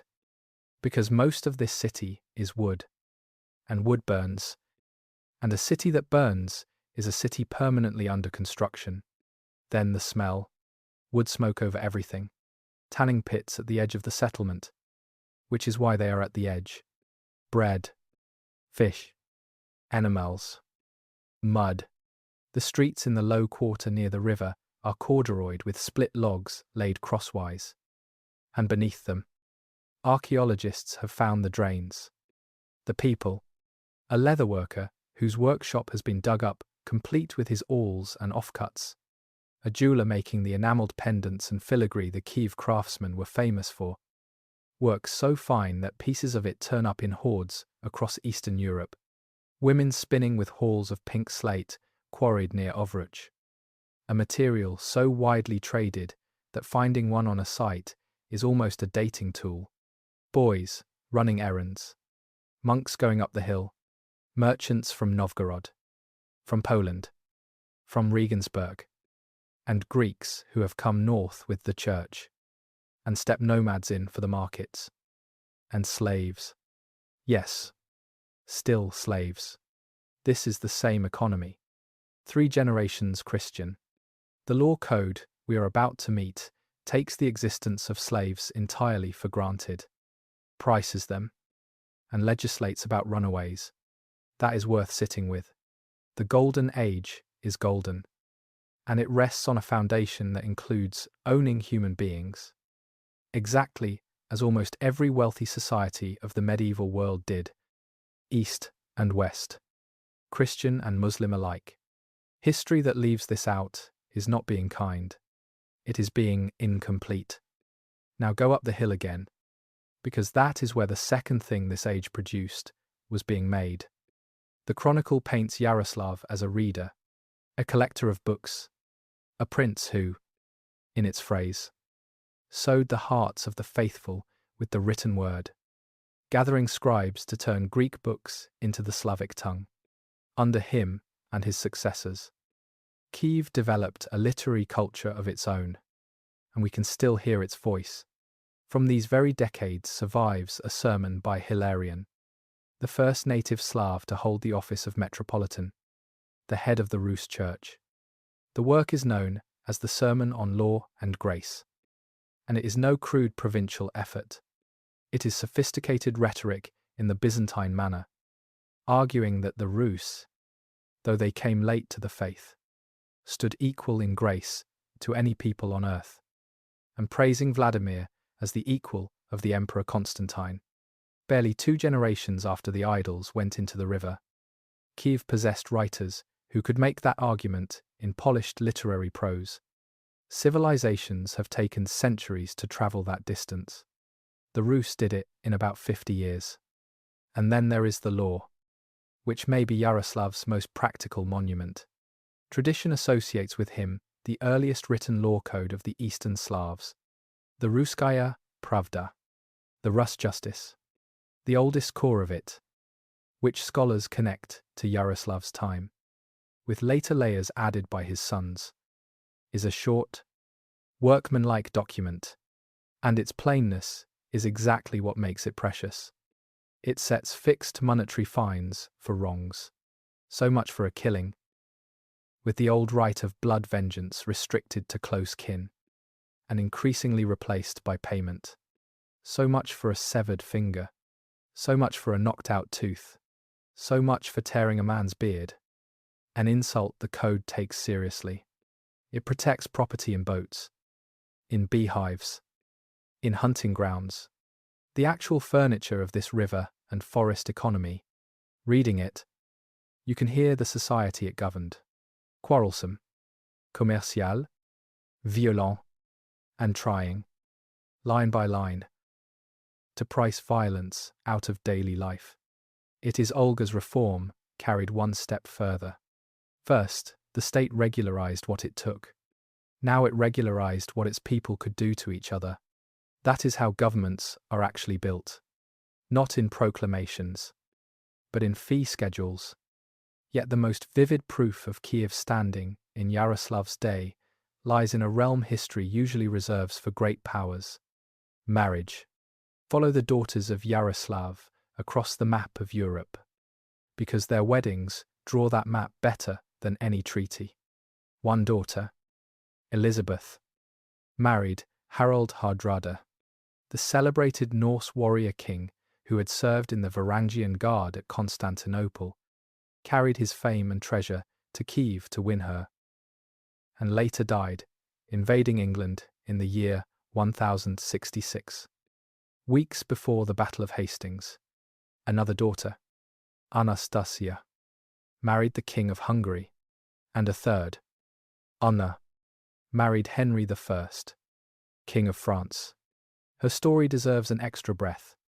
Anna of Kyiv arrived in Paris around the year 1051, coming from a city that was, by most measures historians can apply, considerably larger than Paris was then. She outlived her husband, and documents from the regency years of her young son survive with her name upon them. One famous charter preserves a subscription in Cyrillic letters associated with her, reading, Anna Ruina, Anna the Queen. It stands out sharply among the marks and subscriptions around it.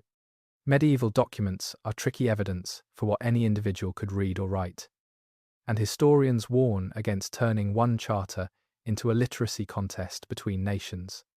But the sight of those Cyrillic letters in a French royal document, 9.5 centuries old, needs no exaggeration to astonish. A granddaughter of Vladimir ruled as Queen and Regent of France through her son Philip, a name previously unknown among Frankish kings and possibly carried west in her baggage. Her blood ran forward through the French royal line. Song, meanwhile, married a Byzantine princess, a Polish princess, and the daughter of the King of Sweden, who was Yaroslav's own wife, Ingigerd. Historians have called Yaroslav the father-in-law of Europe, and the title is earned. For one long generation, the ruling house of Kyiv sat woven into the royal fabric of the continent, from Norway to Constantinople, and no one in Paris or Buda thought a Rus marriage beneath them. Remember this hour of the story. There will come a time, soon, when it is hard to believe it happened. Yaroslav died in the winter of 1054, an old man by the age's measure. He was laid in a carved marble sarcophagus in his own St. Sophia, and the sarcophagus stands there today. White stone worked with vines and crosses, among the oldest royal tombs in this part of the world, still resting where it was placed. The bones themselves have a stranger story. Opened and studied in the 20th century, the tomb was found in our own time to be empty. The remains lost or removed amid the upheavals of the last 100 years. Historians are still tracing what became of them, even in death. It seems the rulers of Kyiv cannot escape the arguments of the living, and with Yaroslav at his deathbed, the chronicle places the problem he could not solve. The problem that had nearly killed him young and had killed so many of his kin. He had 5 surviving sons. The chronicle gives him a final testament, urging them to love one another, because they came from one father and one mother. If they quarreled, he warned, they would destroy the land their fathers and grandfathers had won with such labor. And then, instead of naming a single heir, he divided the realm among all 5. The towns were ranked by dignity. Kyiv to the eldest, then Chernihiv, then Pereyaslav, and so on down the ladder, with the apparent understanding that as elder brothers died, younger ones would move up a rung, city by city, toward Kyiv. Historians call this the rota system, the ladder of succession. It was an attempt to give every prince a stake in the whole, and a path to the summit, to make patience more profitable than war. It was rational. It was even, in a family this fertile, almost fair, and across the next century it would fail, so thoroughly and so mathematically that the failure deserves its own chapter. But before we watch the ladder break, we must stop and settle the question this whole night is named for. Somewhere between Rurik's longships and Yaroslav's marble tomb, a Scandinavian ruling group dissolved into the Slavic world it governed. so thoroughly that Yaroslav, great-great-grandson of Vikings, married to a Swede, is remembered by no one as a Norseman. How does that happen? How does a ruling minority lose its language, its hods, its names, its very memory of itself, and barely notice the loss? The answer is one of the most fascinating stories that archaeology and linguistics can tell together. Let us tell it properly. Chapter 9. How the Norse became Slavs. Sometimes in history, the conquerors disappear, not by defeat, not by massacre or expulsion. They disappear by winning, settling in, and dissolving into the very people they rule, until nothing remains of them but a name on the land, and a bloodline no one can see. It happened to the Franks in Gaul, Germanic warriors who gave France its name, and then became French. It happened to the Bulgars on the Danube, Turkic horsemen who gave Bulgaria its name, and then became Slavs. And it happened to the Norsemen on the Dnieper.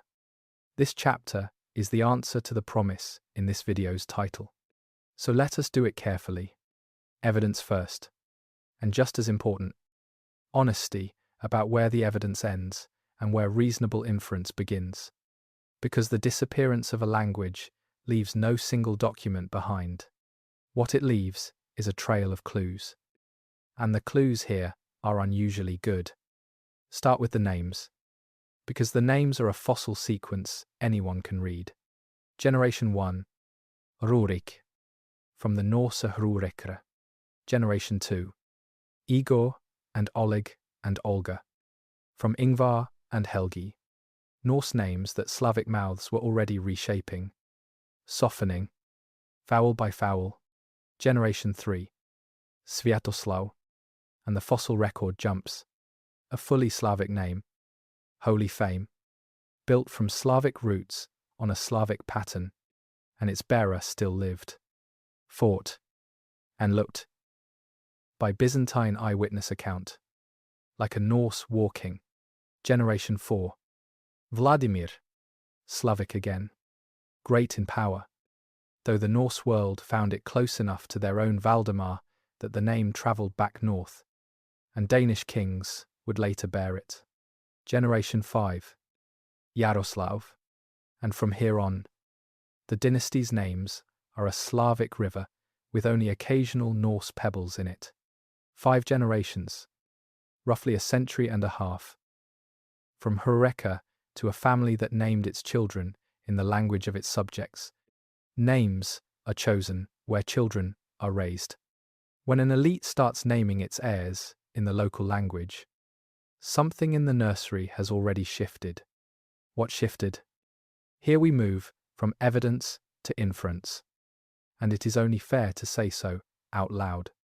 The written sources never describe how assimilation happened. No chronicler thought to record what language a prince's mother sang in, but historians' reasoning about how ruling minorities lose their languages point, again and again, to the same set of mechanisms. And the Rus case fits them closely. The Norse presence in the east appears to have been heavily male. Crews, retinues, merchant, mercenarius. Intermarriage with Slavic and Finnic women was almost certainly one of the engines of change. And the archaeology of mixed households, which we will meet in a moment, is consistent with it, where the mothers and the servants and the marketplace all speak one language, and only the warband speaks the other. The direction of travel over generations is not hard to predict. The elite was surely bilingual for a long time. Norse remained useful, the language of Baltic trade, of hired kinsmen from across the sea. But a small bilingual elite inside a vast monolingual world is a bridge that traffic crosses in one direction. We cannot watch it happen. We can only say that everything we can check is consistent with it. The Scandinavian newcomers were, by every indication, a small minority among the Slavic and Finnic population of the river country, and the wonder is not that their language faded. The wonder is that it held on long enough to leave the traces it did. And what traces they are. Here is the loveliest piece of evidence in this whole story. And it comes not from Kyiv, but from the imperial palace of Constantinople. Around the year 950, the emperor Constantine VII, the same scholarly emperor who received Olga, compiled a confidential handbook of statecraft for his son. It is known today by its Latin title, De Administrando Imperio, on governing the empire. In its 9th chapter, he describes, with an intelligence analyst's precision, exactly how the Rus of Kyiv make their annual voyage to Constantinople. And when he comes to the great rapids of the lower Dnieper, the roaring stairways of rock the convoys had to pass, or portage, he does something priceless. He records the name of each rapid twice. Once, he says, in the Rus tongue, and once in Slavic. The Rus names he wrote down, filtered through Greek spelling, read to Norse scholars as Old Norse. One rapid, in Rus, is something like I4, which specialists interpret as ever fierce, the impassable one. The Slavic name beside it means the pelican's rapid. Another pair carries, in both languages, a meaning like the courtyard of the rapid. 7 rapids, 2 languages, 1 convoy of merchants who evidently needed both. Now, a careful step. Not every one of those etymologies is equally secure, and specialists have argued over individual names for 2 centuries. The document does not prove exactly who spoke what around which campfire, but as evidence. It is strong, and what it is strong evidence for is this.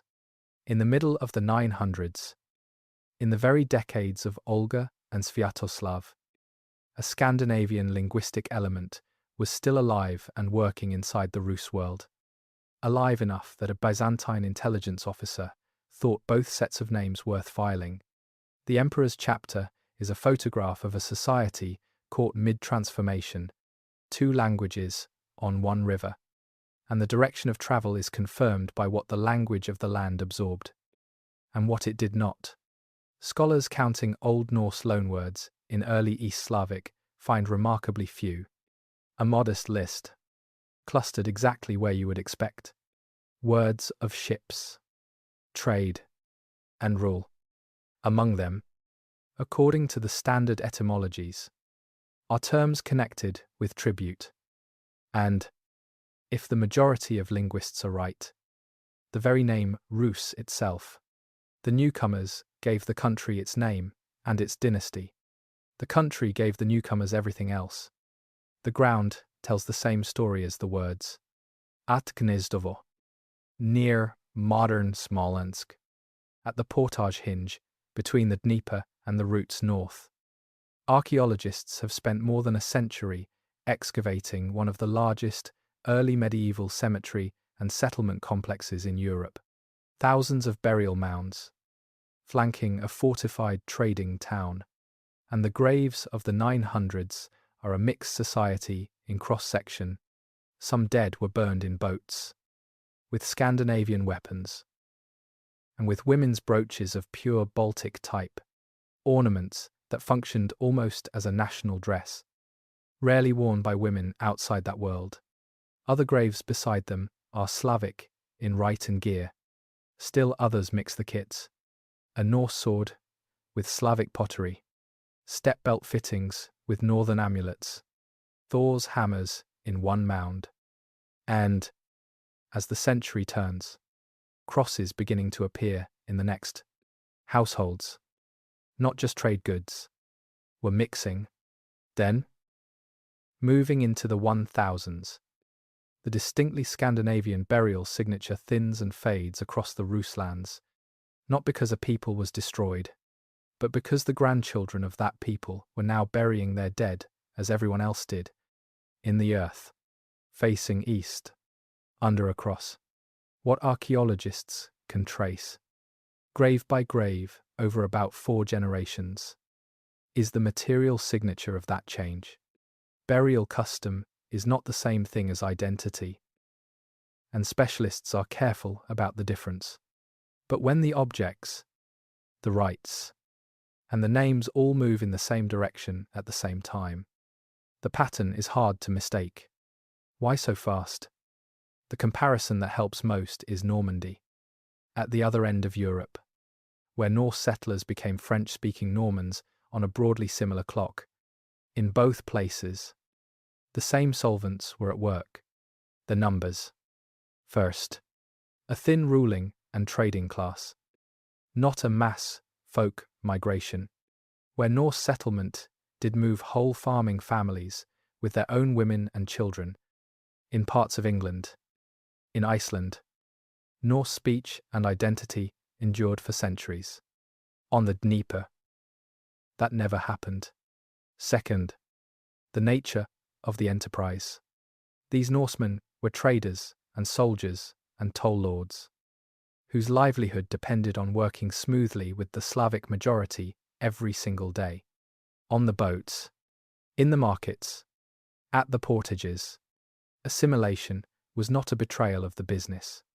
It was the business. And third, the deepest solvent of all, the one poured into the river at Kyiv in the year 988. The old identity of the North was braided into the old religion. Odin and Thor and Perun alike.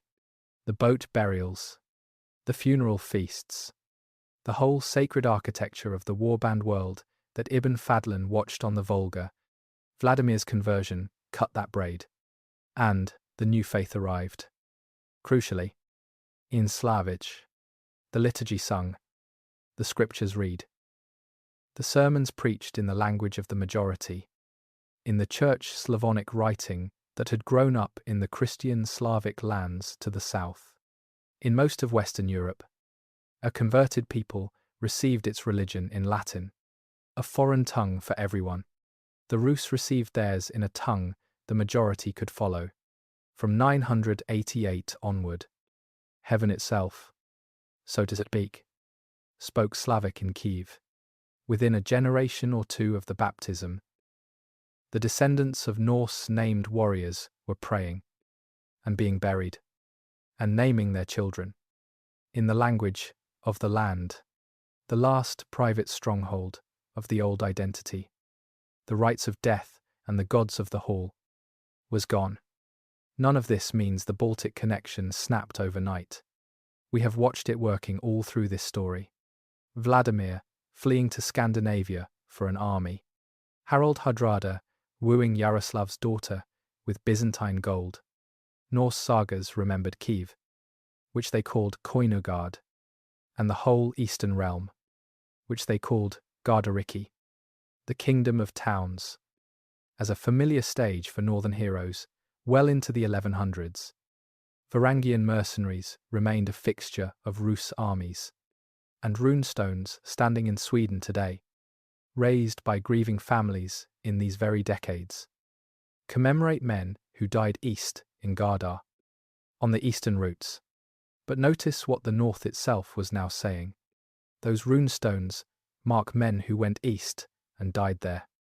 Among others, the sagas describe Kyiv as a related, wealthy, other country, by Yaroslav's death in 1054.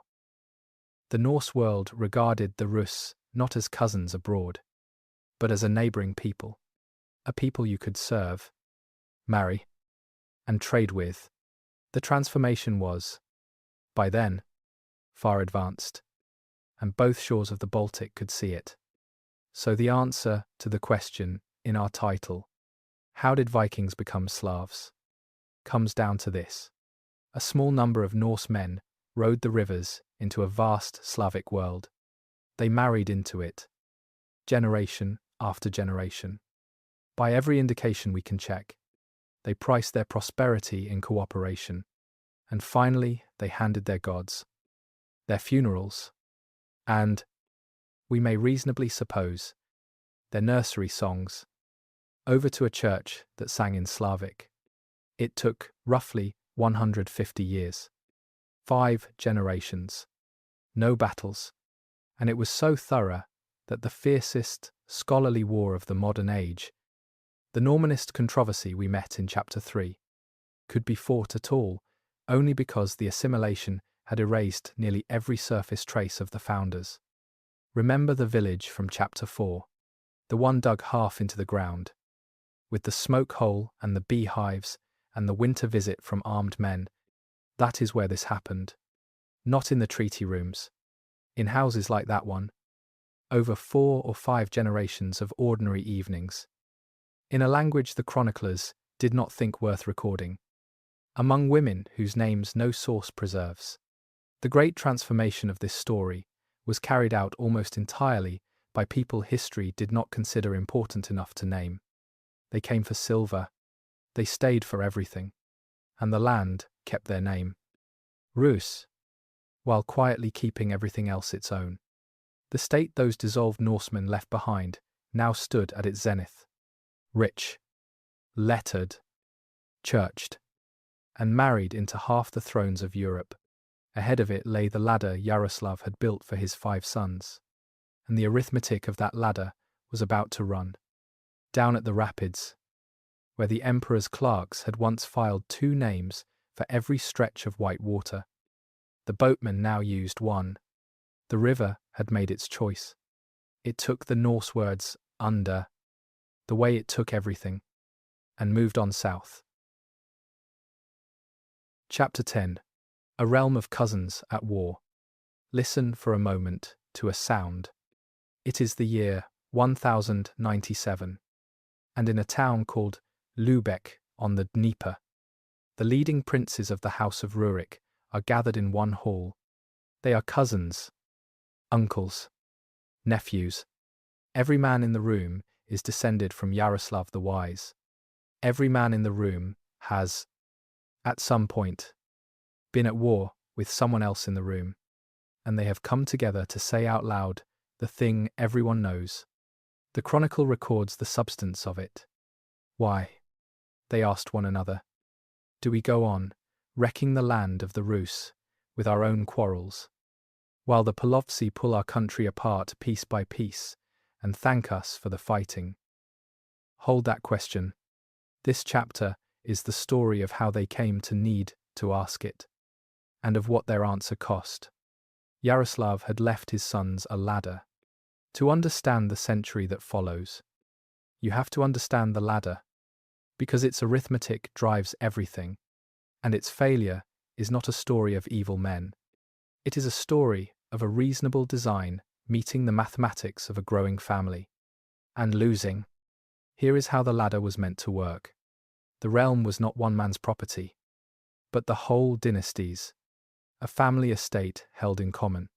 Its towns were ranked in dignity. Kyiv, at the summit, then Chernihiv, then Pereyaslav, and so on down. Brothers held the rungs by seniority. And when the eldest, the Grand Prince in Kyiv, died, everyone was to move up one rung. The throne of Kyiv thus passed not from father to son, but from brother to brother. Only when a whole generation was exhausted did it descend to the next. Every prince, in theory, had a place and a path, and patience would carry him upward. For a while, remarkably, it worked. The 3 eldest sons of Yaroslav ruled cooperatively for nearly 2 decades, legislating together, adding a new layer to their father's law code. Historians sometimes call it the triumvirate, but the design carried 3 flaws, and each in turn detonated. The first flaw was the question of the dead branch. If a prince died before reaching the top rung, what became of his sons? By the strict logic of the ladder, a man whose father never sat in Kyiv had no claim to Kyiv. Ever. His whole line was excluded. Princes without a path. The Rus had a bitter word for such men. Izgoy, the outcast princes. Every generation manufactured more of them. And an outcast prince with a retinue. A grievance. and nothing to lose is the most dangerous object in medieval politics. The second flaw was arithmetic itself. The dynasty was fertile. 5 sons became dozens of grandsons, then scores of great-grandsons, all of them Rurikids, all bearing a theoretical place in the queue. And the queue grew faster than princes at the top could die. The third flaw was the deadliest. The ladder assumed that a prince would leave a rich, familiar city he had governed for years. The moment the rules said to move, human nature had other ideas. Princes put down roots, built churches, married locally. Their retinues acquired lands. Increasingly, a prince, facing the choice between the rules and his hometown, chose home, and dared his cousins to do something about it. The cousins did something about it. The chronicle of the late 1000s and the 1100s becomes a weary catalogue of princely wars, and we will not march through them name by name, because the pattern matters more than the roster. Uncles fought nephews over the meaning of seniority. Outcast princes hired help and carved claims with borrowed swords, and the help they hired brought the steppe back into the story. A new nomadic power now held the grasslands. The Cumans, whom the Rus called the Polovtsi, heirs to the Pechenegs, and stronger than the Pechenegs had ever been. Rus princes at war with each other invited Polovtsian armies in as allies, paying them, in effect, with license to plunder the lands of rival Rus princes. The peasants of the borderlands paid the actual bill, in burned villages, in captives sold south through the slave markets, which had never closed, and now ran on Rus prisoners taken by Rus arrangements. Which brings us back to the hall at Lubeck, and the princes asking their question. Their answer was a new principle. Simple and fateful. Let each hold his patrimony. Each princely line would keep, hereditarily, the lands its father had held. The ladder was not abolished. Kyiv itself remained a shared summit, in theory, but beneath the summit, the realm was now formally a federation of hereditary family principalities. Grasp what Lubeck was, because historians still argue over how to grade it. On one reading, it was wisdom, an honest peace that matched law to reality, and reduced the incentive for total war. And indeed it was followed by the last great period of unity, when the princes finally turned their combined strength outward. On another reading, it was the legal birth certificate of fragmentation, the moment the dynasty formally agreed that the Rus was not one thing, but many things, held by many lines. Both readings are true. That is the tragedy of it. The outward turn, while it lasted, produced the last golden figure of united Kyiv, and he deserves his moment. Vladimir Monomakh, grandson of Yaroslav, son of a Byzantine princess of the House of Monomachos. He was the hero of the great steppe campaigns of the early 1100s, when coalition armies of the Rus marched deep into Polovtsian country and broke the raiders' power for a generation. Called to the Kyiv throne in the year 1113. He ruled a briefly reunified realm with such authority that later ages made him a legend. Muscovite Tsars, centuries afterward, would crown themselves with a jeweled cap they called, with no historical basis whatsoever, the cap of Monomakh, borrowing his prestige for their own. He left something better than a crown. He left a text, the instruction to his children, a personal testament that survives in the Chronicle, in which an old prince counts up his life. Some 83 long campaigns, the wild horses he roped in the steppe with his own hands, the bison that tossed him, the wars and treaties and hunts, and then he tells his sons how to live. Be up early, hear the widow's case yourself, and do not let the powerful crush the weak. Look after the orphan. Do not be afraid of dying, in battle or by an animal, because a man goes when God decides, and not before. And do not let the sun come up and find you still in bed. It is the closest thing we possess to the voice of a Rus prince speaking plainly. One man, across 9 centuries. And in it, the ideal this civilization held of itself stands complete. Piety, vigor, justice, restless labor, written down by the last ruler, strong enough to make the whole realm listen. He died in the year 1125. His capable son held things together another 7 years. And then the arithmetic resumed. And this time nothing interrupted it. What happened across the following century is best seen not as collapse, but as redistribution. While Kyiv weakened, the energy of the Rus world did not vanish. It migrated, and it pooled in new centers. Several of them, each developing its own character, its own habits of power. And here a word of caution matters more than anywhere else in this story. It is tempting, looking back from our own century, to see in these regional worlds the seeds of modern nations, already sprouting on schedule. That is not how history works.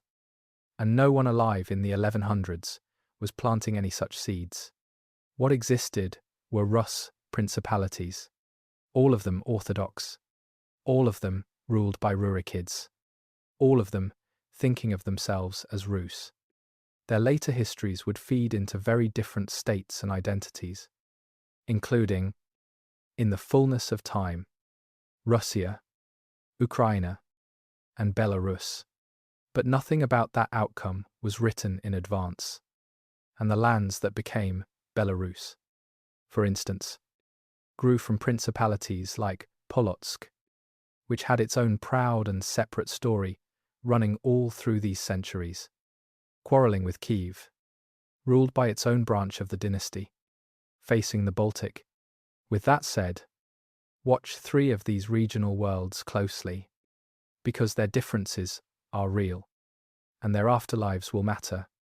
In the far northeast, in the forest country between the Volga and its tributaries, a younger branch of Monomakh's line built something new. This was rough colonial land, thinly settled by Finnic peoples and Slavic newcomers, far from the steppe raids. Its princes ruled it differently, as founders and owners, rather than as chairmen of old city councils. They built towns from nothing, Vladimir on the Klyazma River, and a small trading post, first recorded in the year 1147, whose name was Moscow. One of these princes, Andrei of the town of Bogolyubovo, made the new style explicit.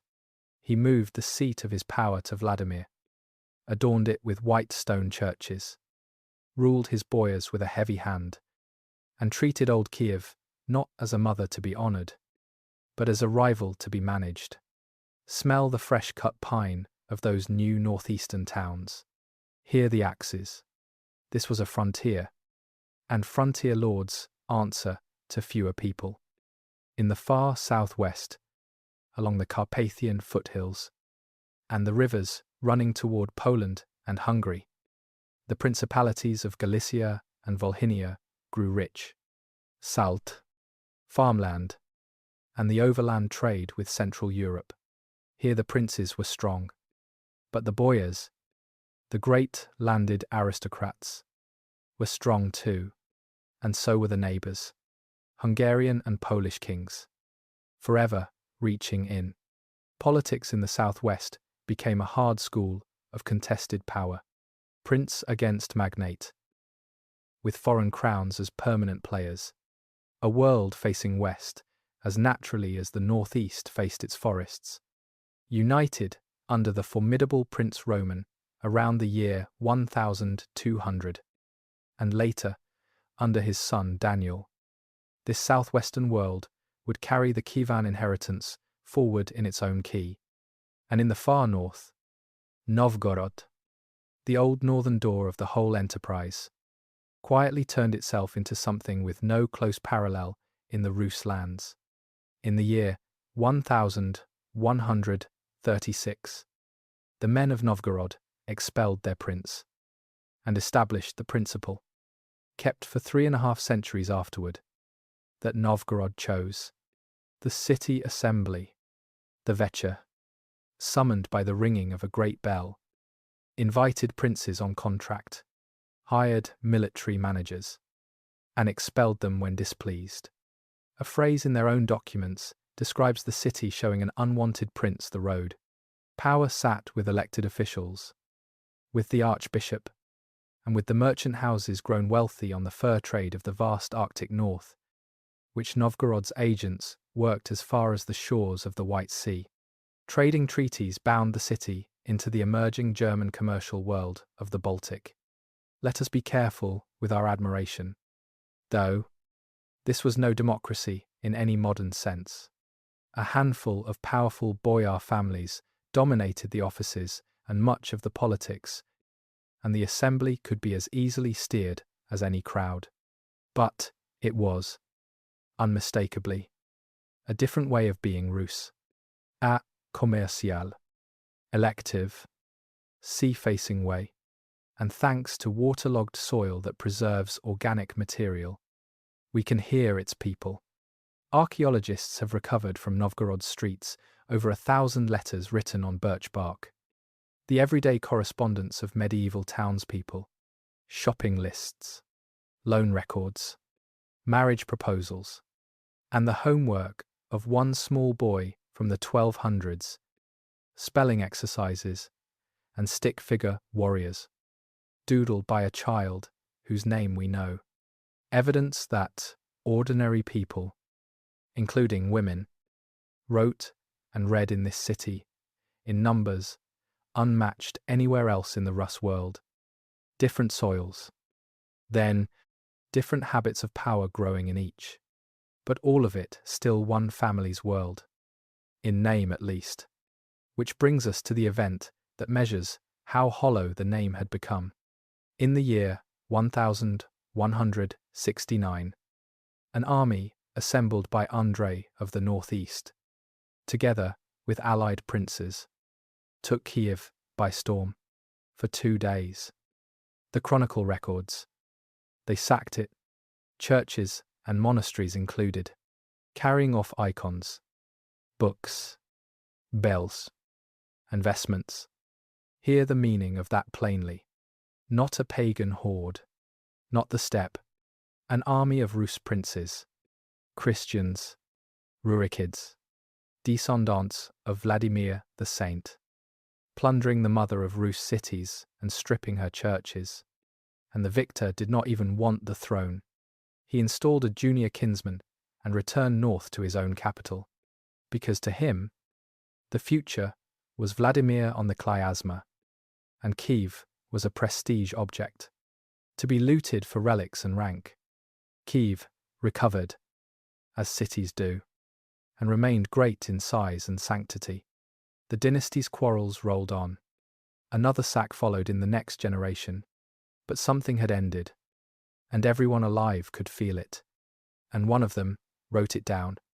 From these very decades comes the most haunting literary work of the age, the tale of Igor's campaign, a poem about a minor prince's doomed raid against the Polovtsi in the year 1185.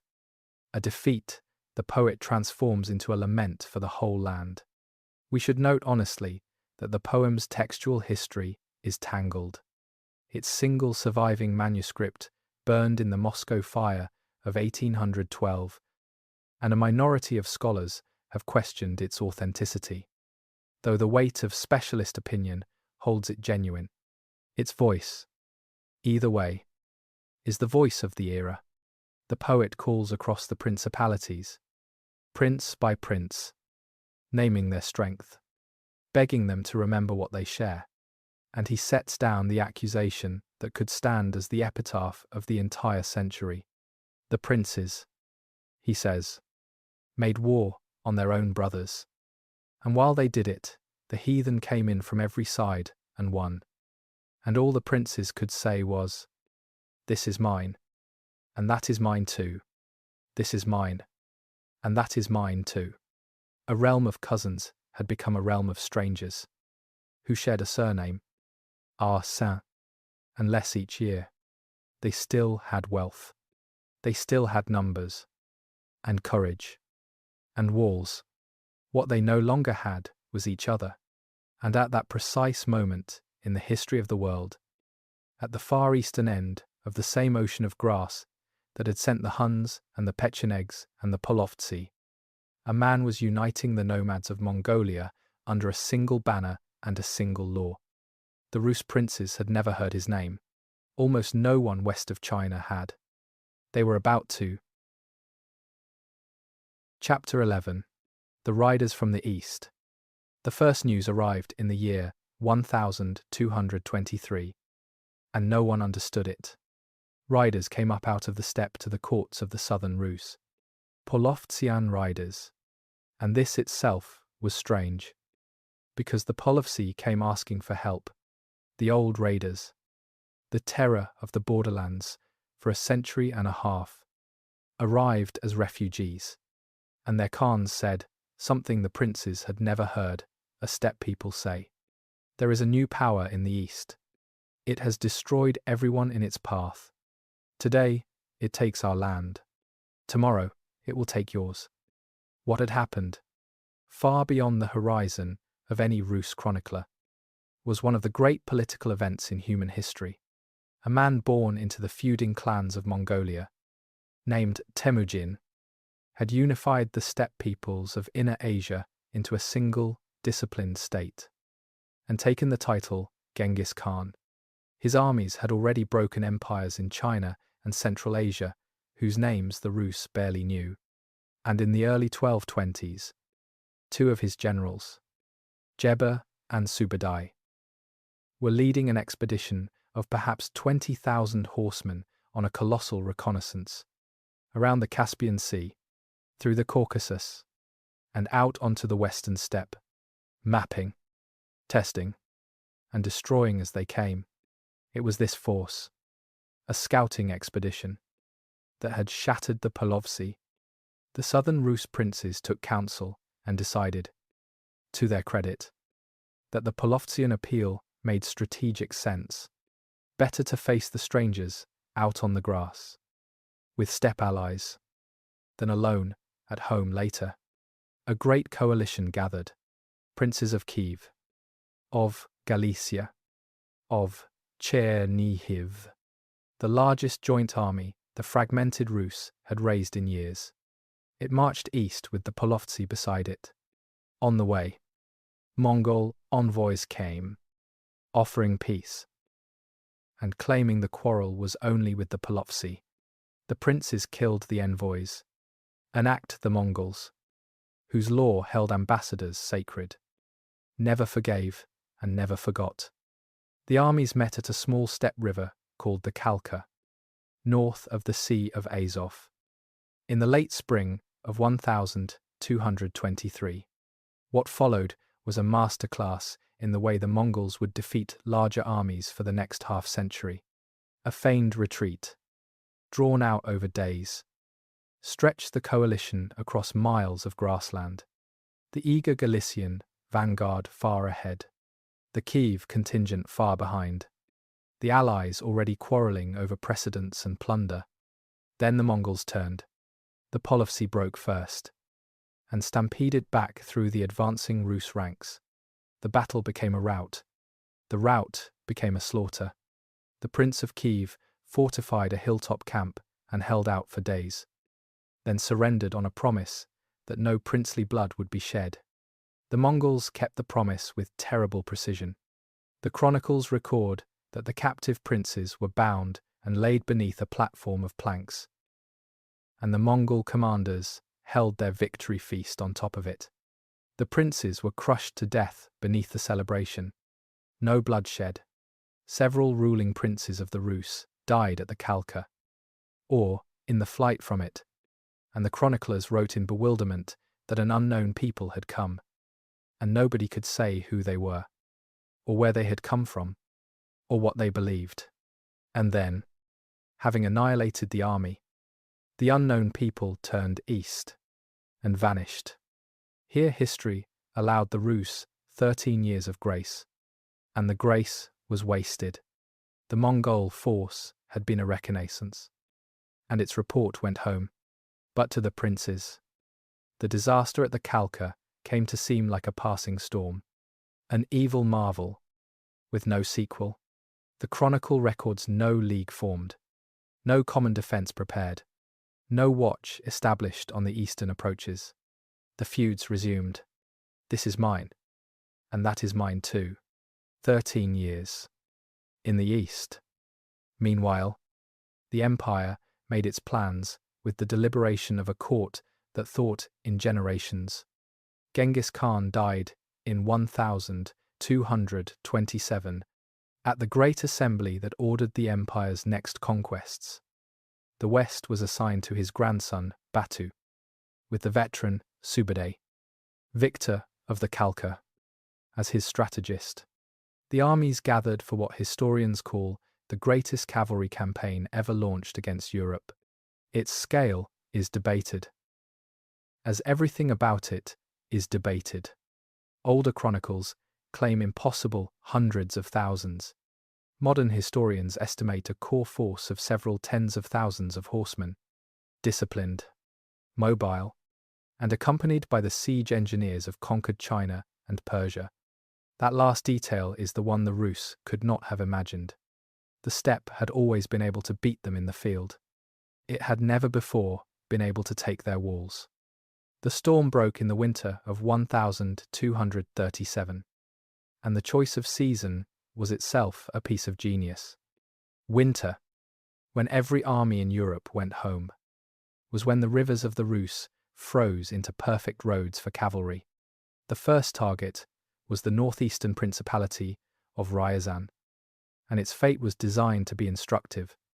The demand was submission, and a tithe of everything. The princes of Ryazan sent back an answer the Chronicle preserved. When there is none of us left, they said, you can have all of it. The city fell after 5 days of assault by stone-throwing engines. In December of 1237, and was destroyed with a completeness that became the campaign's signature. A later Rus account, the tale of the destruction of Ryazan, says there was nobody left alive to weep for the dead. Archaeologists at the site, which was never rebuilt and stands empty to this day, have uncovered the mass graves. Then, methodically, through that winter and the next, the northeast was dismantled. The army of the Grand Prince of Vladimir was crushed. Vladimir itself, the proud, white stone capital, was stormed in February of 1238.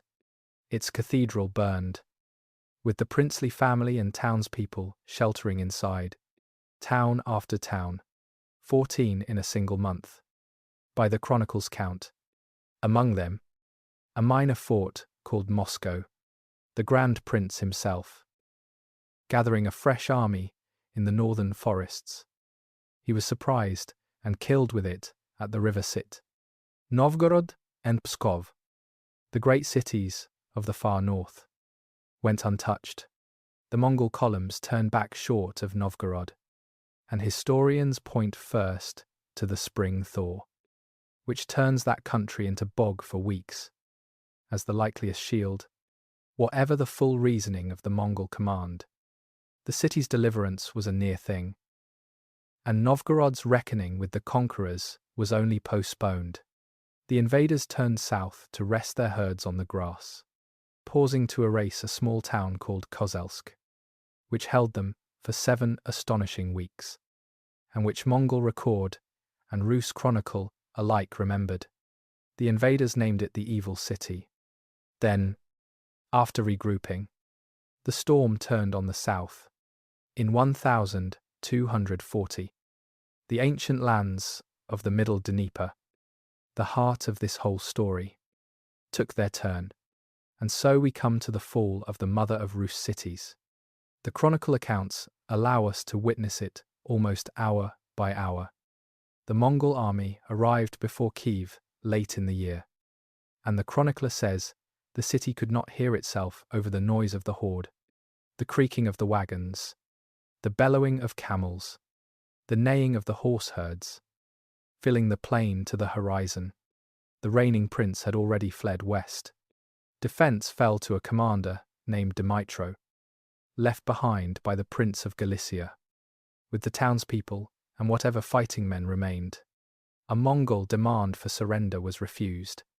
The siege engines were brought up against the Polish gate, where the walls were timber, and they battered day and night, until the ramparts, the great earth and wood ramparts of Yaroslav's golden age, were breached. The defenders fought at the breach through a day and a night, then fell back to the second line, around the old city of Vladimir the Saint. When that line broke, the last of the people crowded into the stone church of the Tithe, the earliest masonry church of the Rus, built by Vladimir himself, 2.5 centuries before.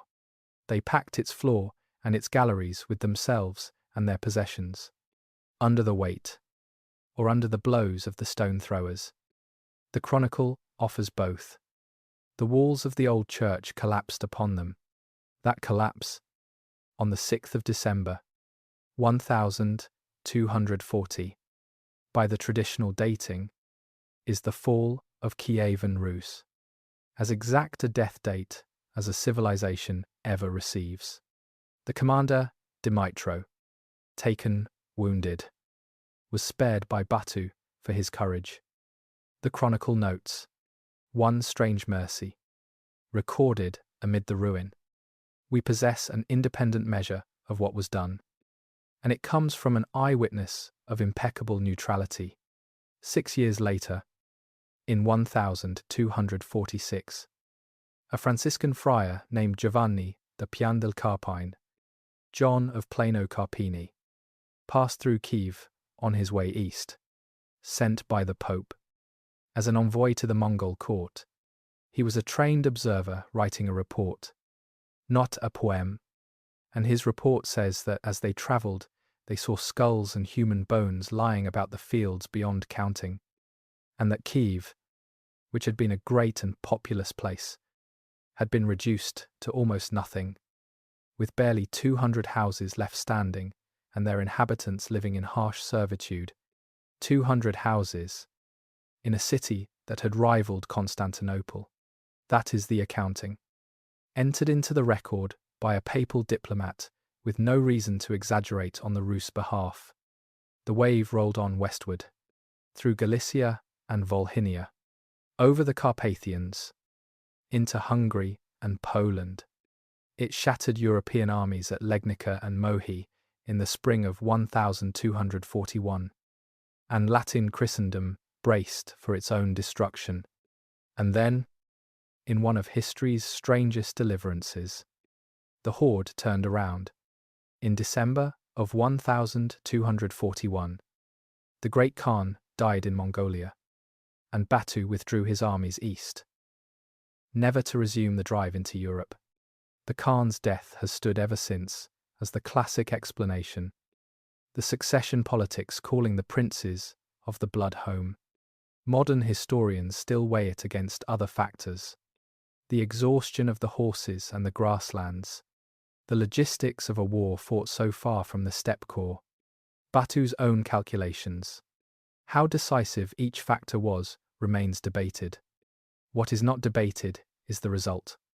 The armies went east, and Western Europe was spared. The Rus were not spared. The Rus were kept. Batu did not vanish back into Asia. He settled his horde on the lower Volga. At the crossroads of the old Khazar country, his ancestors' story now strangely echoed. He founded a capital called Sarai, and organized the western portion of the Mongol Empire into the state history calls the Golden Horde. The lands of the Rus, what remained of them, were not occupied in the manner of a modern conquest. They were harnessed.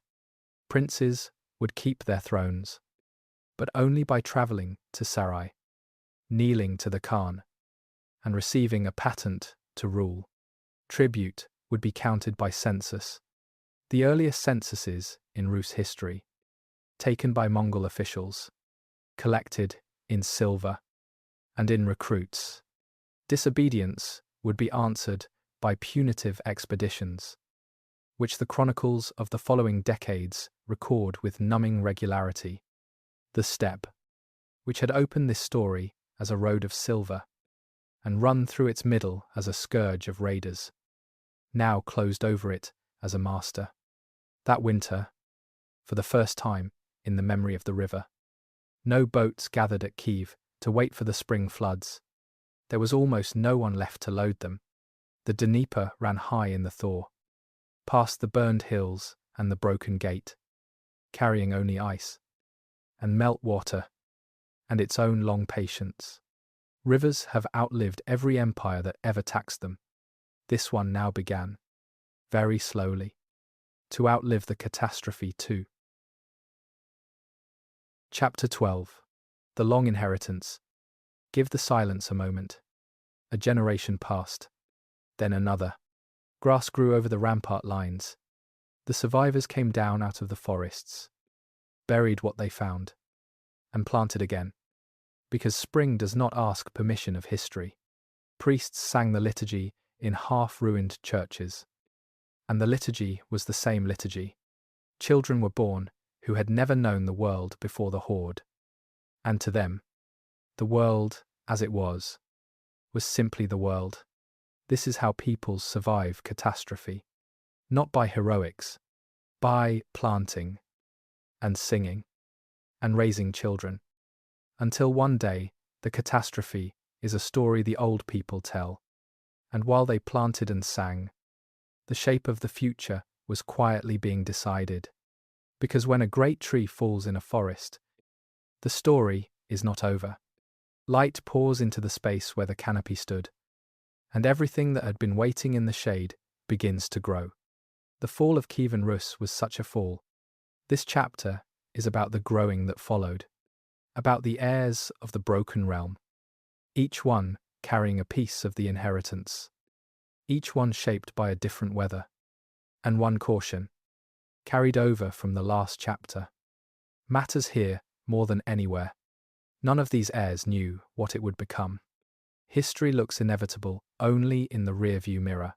What existed on the ground were Rus lands, Rus prince, and a Rus church, making the best of very different circumstances. Watch the circumstances. They, not destiny, are the story. Begin in the north, with the heir that survived by bending.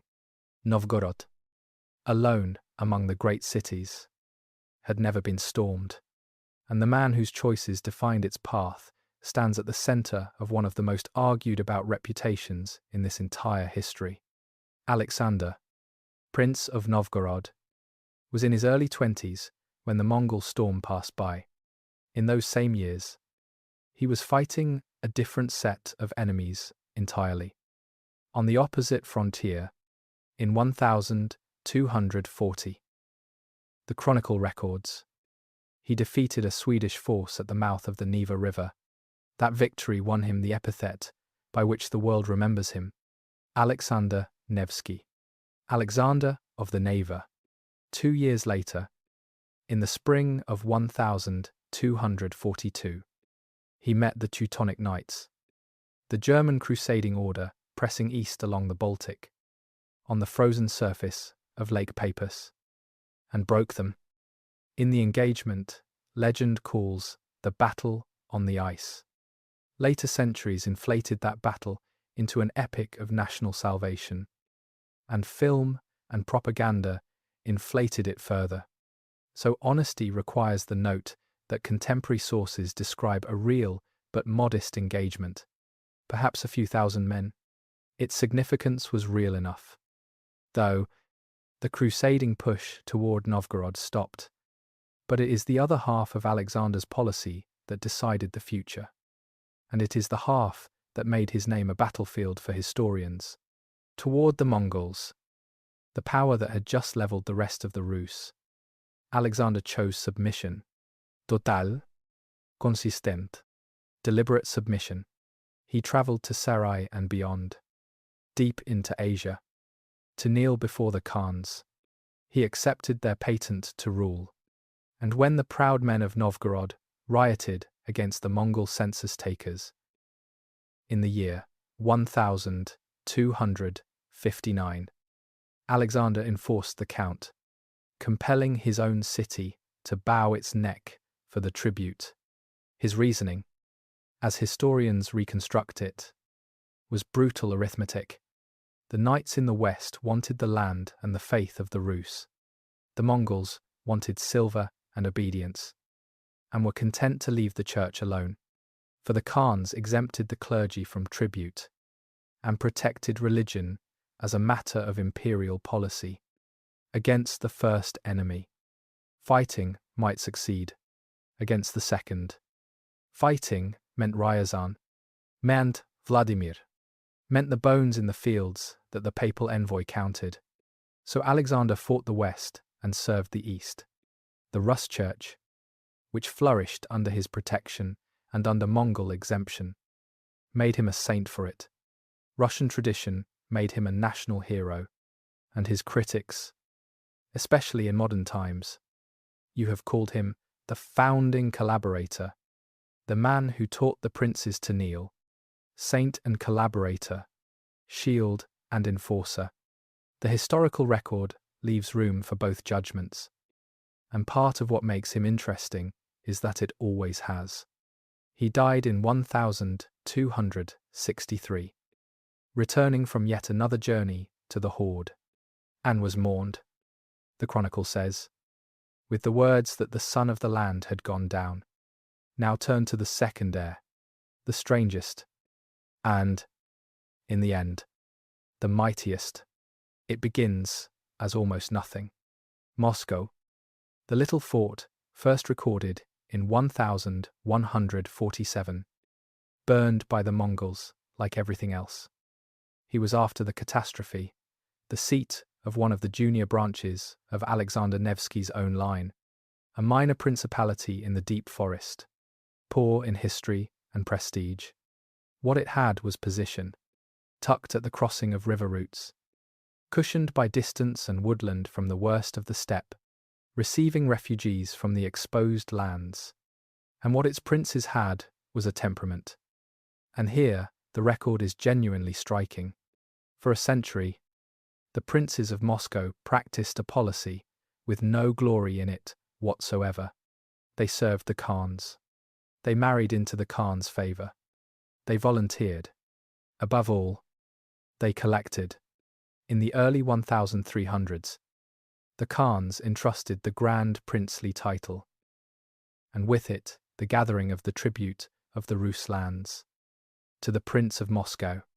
One of these princes, Ivan I, earned from his contemporaries the nickname Kalita, the money bag.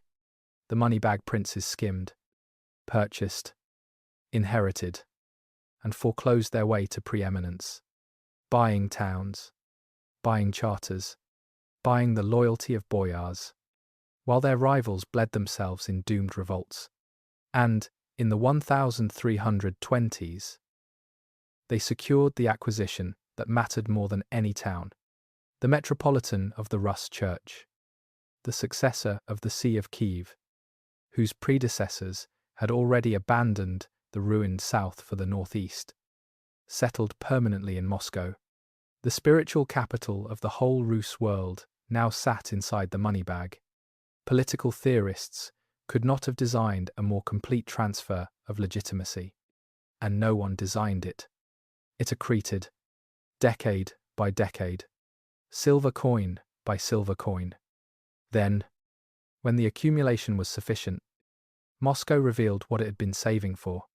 In 1380, with the Golden Horde weakened by its own succession wars, the Prince of Moscow, Dmitri, grandson of the money bag, led a coalition of Rus princes onto a field called Kulikovo, near the Upper Don, and defeated a horde army in open battle.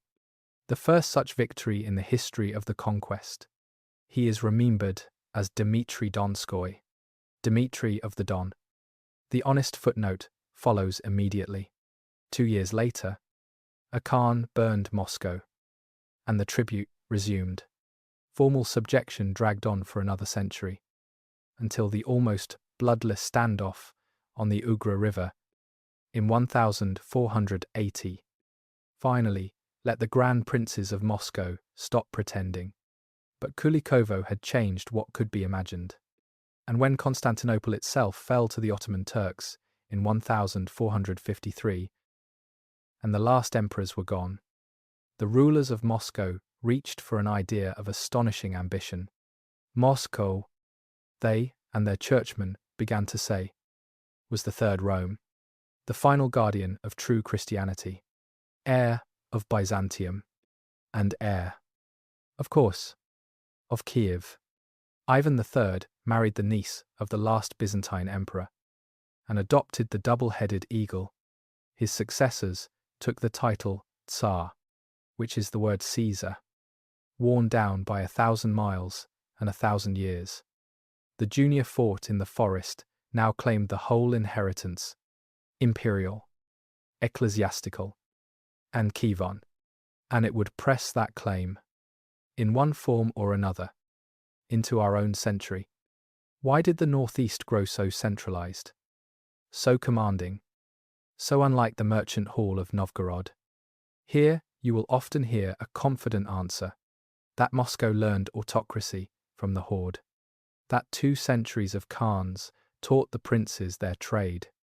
It is a famous thesis, and parts of it are well-grounded. Muscovite administration did borrow from Mongol practice. The census, the postal relay roads, elements of taxation and military organization. But how deep the influence ran, whether the horde made Muscovite autocracy or merely furnished some of its tools, is one of the great, unsettled arguments of the field, with a century of scholarship on both sides.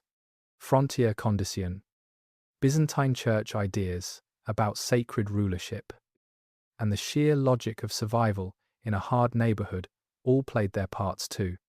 So let us say what can be said honestly. The Northeast grew up in the horde's shadow, and in the church's embrace, on a frontier that rewarded command. What emerged was a state unlike its neighbors. How much each ingredient weighed, historians are still measuring. And the third heir. Here the story takes the turn that surprises almost everyone who has not studied it. So walk through it, slowly. The old heartland itself, Kyiv and the lands of the Middle Dnieper, along with the western principalities of Galicia and Volhynia, and the lands along the upper Dvina and the Pripet marshes, did not pass to Moscow. For roughly 3 centuries after the catastrophe, they travelled an entirely different road. In the southwest, Prince Daniel of Galicia, the ablest ruler of the post-conquest generation, manoeuvred brilliantly between the horde and the Latin West. He accepted a royal crown from a papal legate in 1253, an extraordinary moment. A king crowned in the lands of the old Rus. His realm outlasted him by less than a century, before its line failed and its neighbours divided it, and into the vacuum of the west and south came a power almost nobody had seen rising. Lithuania, the last pagan people of Europe, forest warriors from the Baltic, forged into a state by the very pressure of the German crusading orders. Through the 1300s, their Grand Dukes expanded southward and eastward into the broken Rus lands with remarkable ease, less as conquerors than as replacements, offering protection from the horde, and demanding, by the standards of the age, little. By the late 1300s, the Grand Duchy of Lithuania stretched from the Baltic to the Black Sea, and the great majority of its population was not Lithuanian at all. It was Rus, Orthodox, Slavic-speaking, living under Grand Dukes in Vilnius. Kyiv itself, from 1362, was a city of this Lithuanian world, the chancery language of that enormous state, the language of its courts and charters, was a written Ruthenian grown from the old Rus tradition, and from it, the later Belarusian and Ukrainian literary languages would develop, in a real sense. The Grand Duchy was as much an heir of Kievan Rus as Moscow was. For 2 centuries, it was the larger heir, and it is inside this world, not in Moscow's, that the ancestors of most Belarusians and Ukrainians lived out these centuries. Then, in 1386, the Grand Duke of Lithuania accepted baptism as a Roman Catholic and married the young Queen of Poland. The 2 states began a long constitutional courtship, which ended in 1569 in formale union as a single commonwealth, and with that union, the lands of the Middle Dnieper, Kyiv included, passed under the direct administration of Catholic Poland. The consequences for our story are immense. The Orthodox Rus population of the Commonwealth, governed from the west, pressed between Polish landlords and Catholic institutions, began, across the 1500s and 1600s, to develop an identity that was neither Polish nor Muscovite.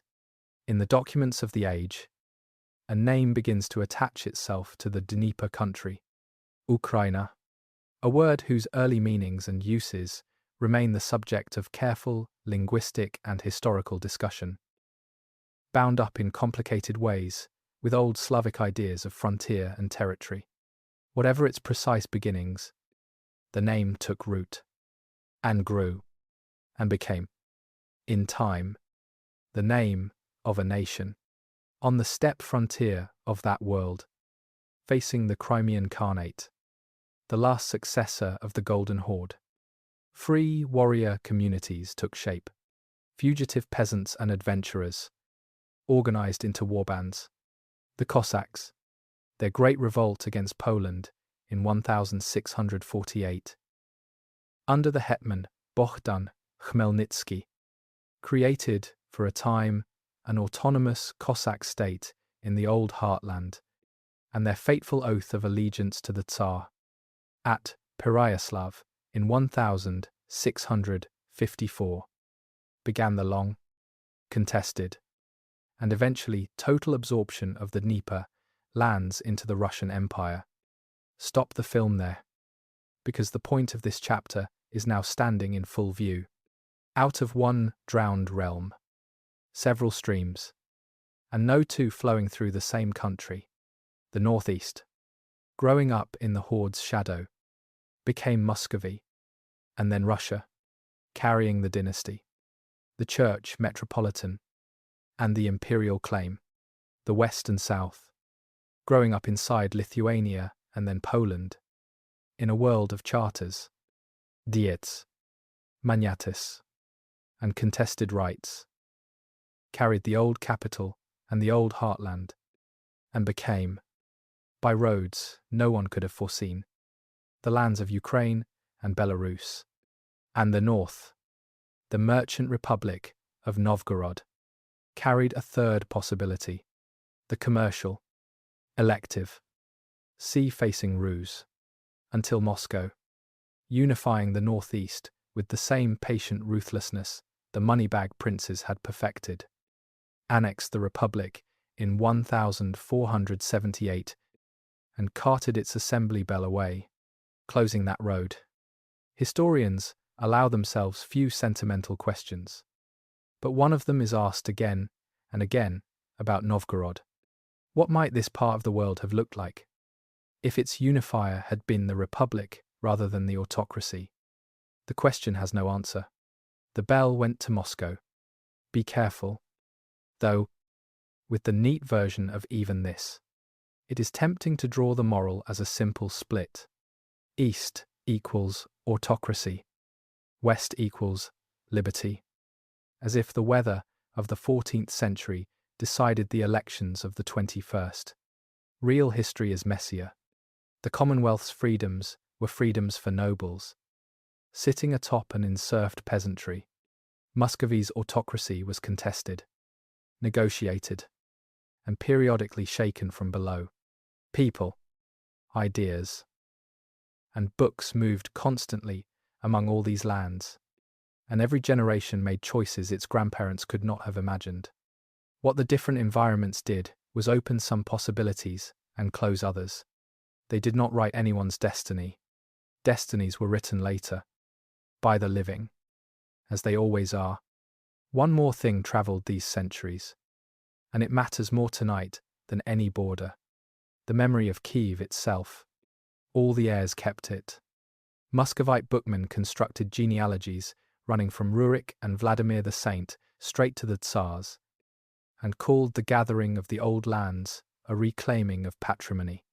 The churchmen and Cossack chroniclers of Kyiv answered, in the 1600s, with histories tracing their own unbroken line. From the baptism in the Dnieper to themselves, both were writing about the same city, the same prince, the same river, and drawing opposite conclusions. Modern scholarship insists on the careful formulation. Kievan Rus was a medieval world that existed before Russia, Ukraine, or Belarus, and it maps neatly onto none of them. It is part of the deep inheritance from which all three historical traditions draw, each selecting, each interpreting, each remembering in its own key. That contest of memory is not a footnote to current events. As anyone following the news of recent years knows, arguments about Vladimir's baptism and the inheritance of Kyiv have been invoked.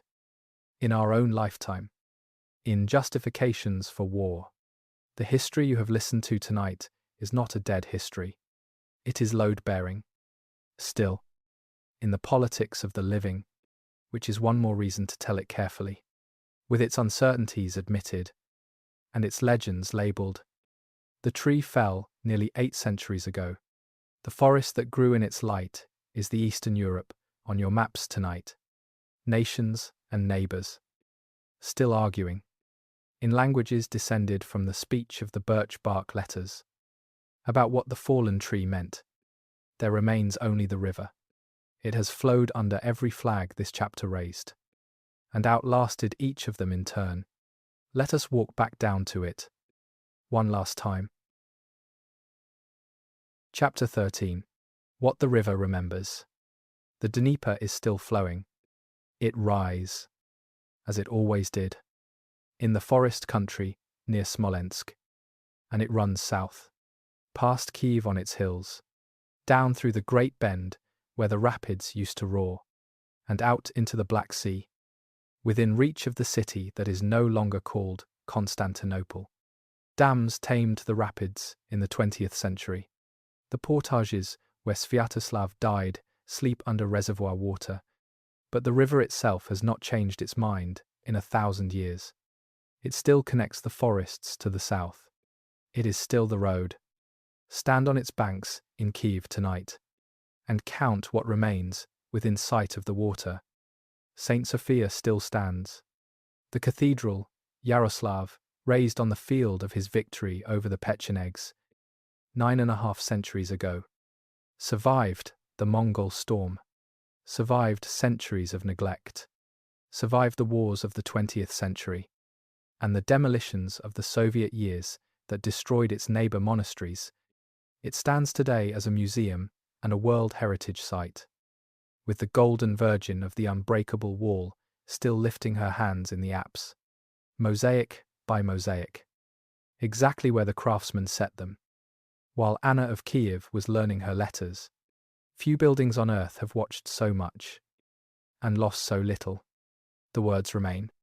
The Russkaya Pravda, the law code, with its fines for a severed finger and a torn beard, survives in the manuscript books, studied now in universities on every continent. The seed document of East Slavic law, the Primary Chronicle, survives, with all its legends and all its problems. Still, the first book of 3 nations. The Sermon of Hilarion survives. The Instruction of Monomakh survives. An old prince, still telling his sons to get up early. and hear the widow's case themselves. And under the streets of Novgorod, the birch bark letters keep coming up out of the wet ground. More than 1,000 of them now. The voices of merchants and housewives, and one small boy with his doodles. Ordinary people of the drowned world, still speaking, on the very material of the northern forests, in the oldest everyday voice of the Rus. The names remain. Oleg and Igor, and Olga and Vladimir. Norse names worn smooth into Slavic ones. Carried today by millions of people who have never heard of Helgi or Ingvar. The dynasty of Rurik ruled in Moscow until the 1500s, and the nobility of Eastern Europe carried Rurikid blood into the modern age. And the name of Rus itself, that disputed little word, which probably began as a term for Norse rowing crews, lives on in the names of nations, argued over now, as it was argued over in the days of the Petersburg academicians. A 5-letter inheritance, carried in modern passports, and the choice remains, of everything in this story. The decision made at Cherson, and sealed in the Dnieper in 988, has proved the most durable. The Eastern Christianity Vladimir chose remains, a millennium later, a defining religious tradition across Russia, Ukraine, and Belarus alike. Whatever the shifting statistics of belief in any given decade, the deep imprint is everywhere. The Cyrillic letters, born in the Christian Slavic world to the south, write their books and their street signs. The church calendar shapes their years. The golden domes stand over their skylines. When Easter is kept by the Eastern reckoning in Kyiv and in Moscow, the keepers are living inside the consequences of a marriage bargain, struck by a Viking-descended prince and a purple-born princess. Before the year 1000, historians are rightly cautious about single moments that changed everything. This one comes as close as history allows. So, the inventory of survival is long. But a night like this one should end with something more honest than an inventory. And the honest ending is a question. The question this whole history has been circling. Since the first boat crew dragged its hull over the first portage, what makes a people? Consider what you have listened to tonight. A state founded by Scandinavians who stopped being Scandinavian. A dynasty with a Norse name and a Slavic soul. A faith imported from Greece. In letters shaped in Bulgaria. That became the deepest native inheritance of the Eastern Slavs. A realm whose heirs each hold a true piece of the story. And each tell it differently. At every step. The things we are taught to think of as fixed. Blood. Language. Belief. Nationhood. Turn out in the record to be things in motion. Things chosen. And blended. And slowly grown. The way a river blends the waters of 1,000 streams. And is still, somehow, one river. With one name. The Rus began as a business arrangement between strangers on a waterway. They became a people because generations of them, Norse and Slav and Finn, chose the same towns, the same saints, the same stories, and told them to their children, until the origins blurred, and only the belonging remained. Perhaps that is what a people is. Not a bloodline, a story, agreed upon, carried forward, revised in every generation, and argued over precisely because it matters. The argument over this particular story is not finished. You have heard how much of it rests on a chronicle written centuries after the fact. On legends, the tellers themselves, sometimes labelled as legends, en coin, and graves. And one Byzantine emperor's confidential briefing. New evidence still surfaces. The birch bark letters were unknown a century ago. The reading of the Gnezdovo graves sharpens with every excavation season, somewhere under the black earth of the Dnieper country. More of this story is waiting, and some of what was said tonight will be corrected by people not yet born. That is not a weakness of history. That is history working. 12 centuries ago, men from the north found a river running south and followed it, looking for silver. They found the silver. They also found wives and gods and a language and a land, and by the time their great-grandchildren buried them, the seekers had become part of what was found. The city they built on the hills is still there. The nations descended from their world are still deciding, sometimes peacefully and sometimes not, what their common beginning obliges them to. And the river that started everything is still flowing south tonight, past the golden domes, through the dark, toward the sea, carrying the same water it has always carried, indifferent to every border drawn across it, remembering, in the way that rivers remember, everyone who ever followed it home. The story rests here. The river goes on,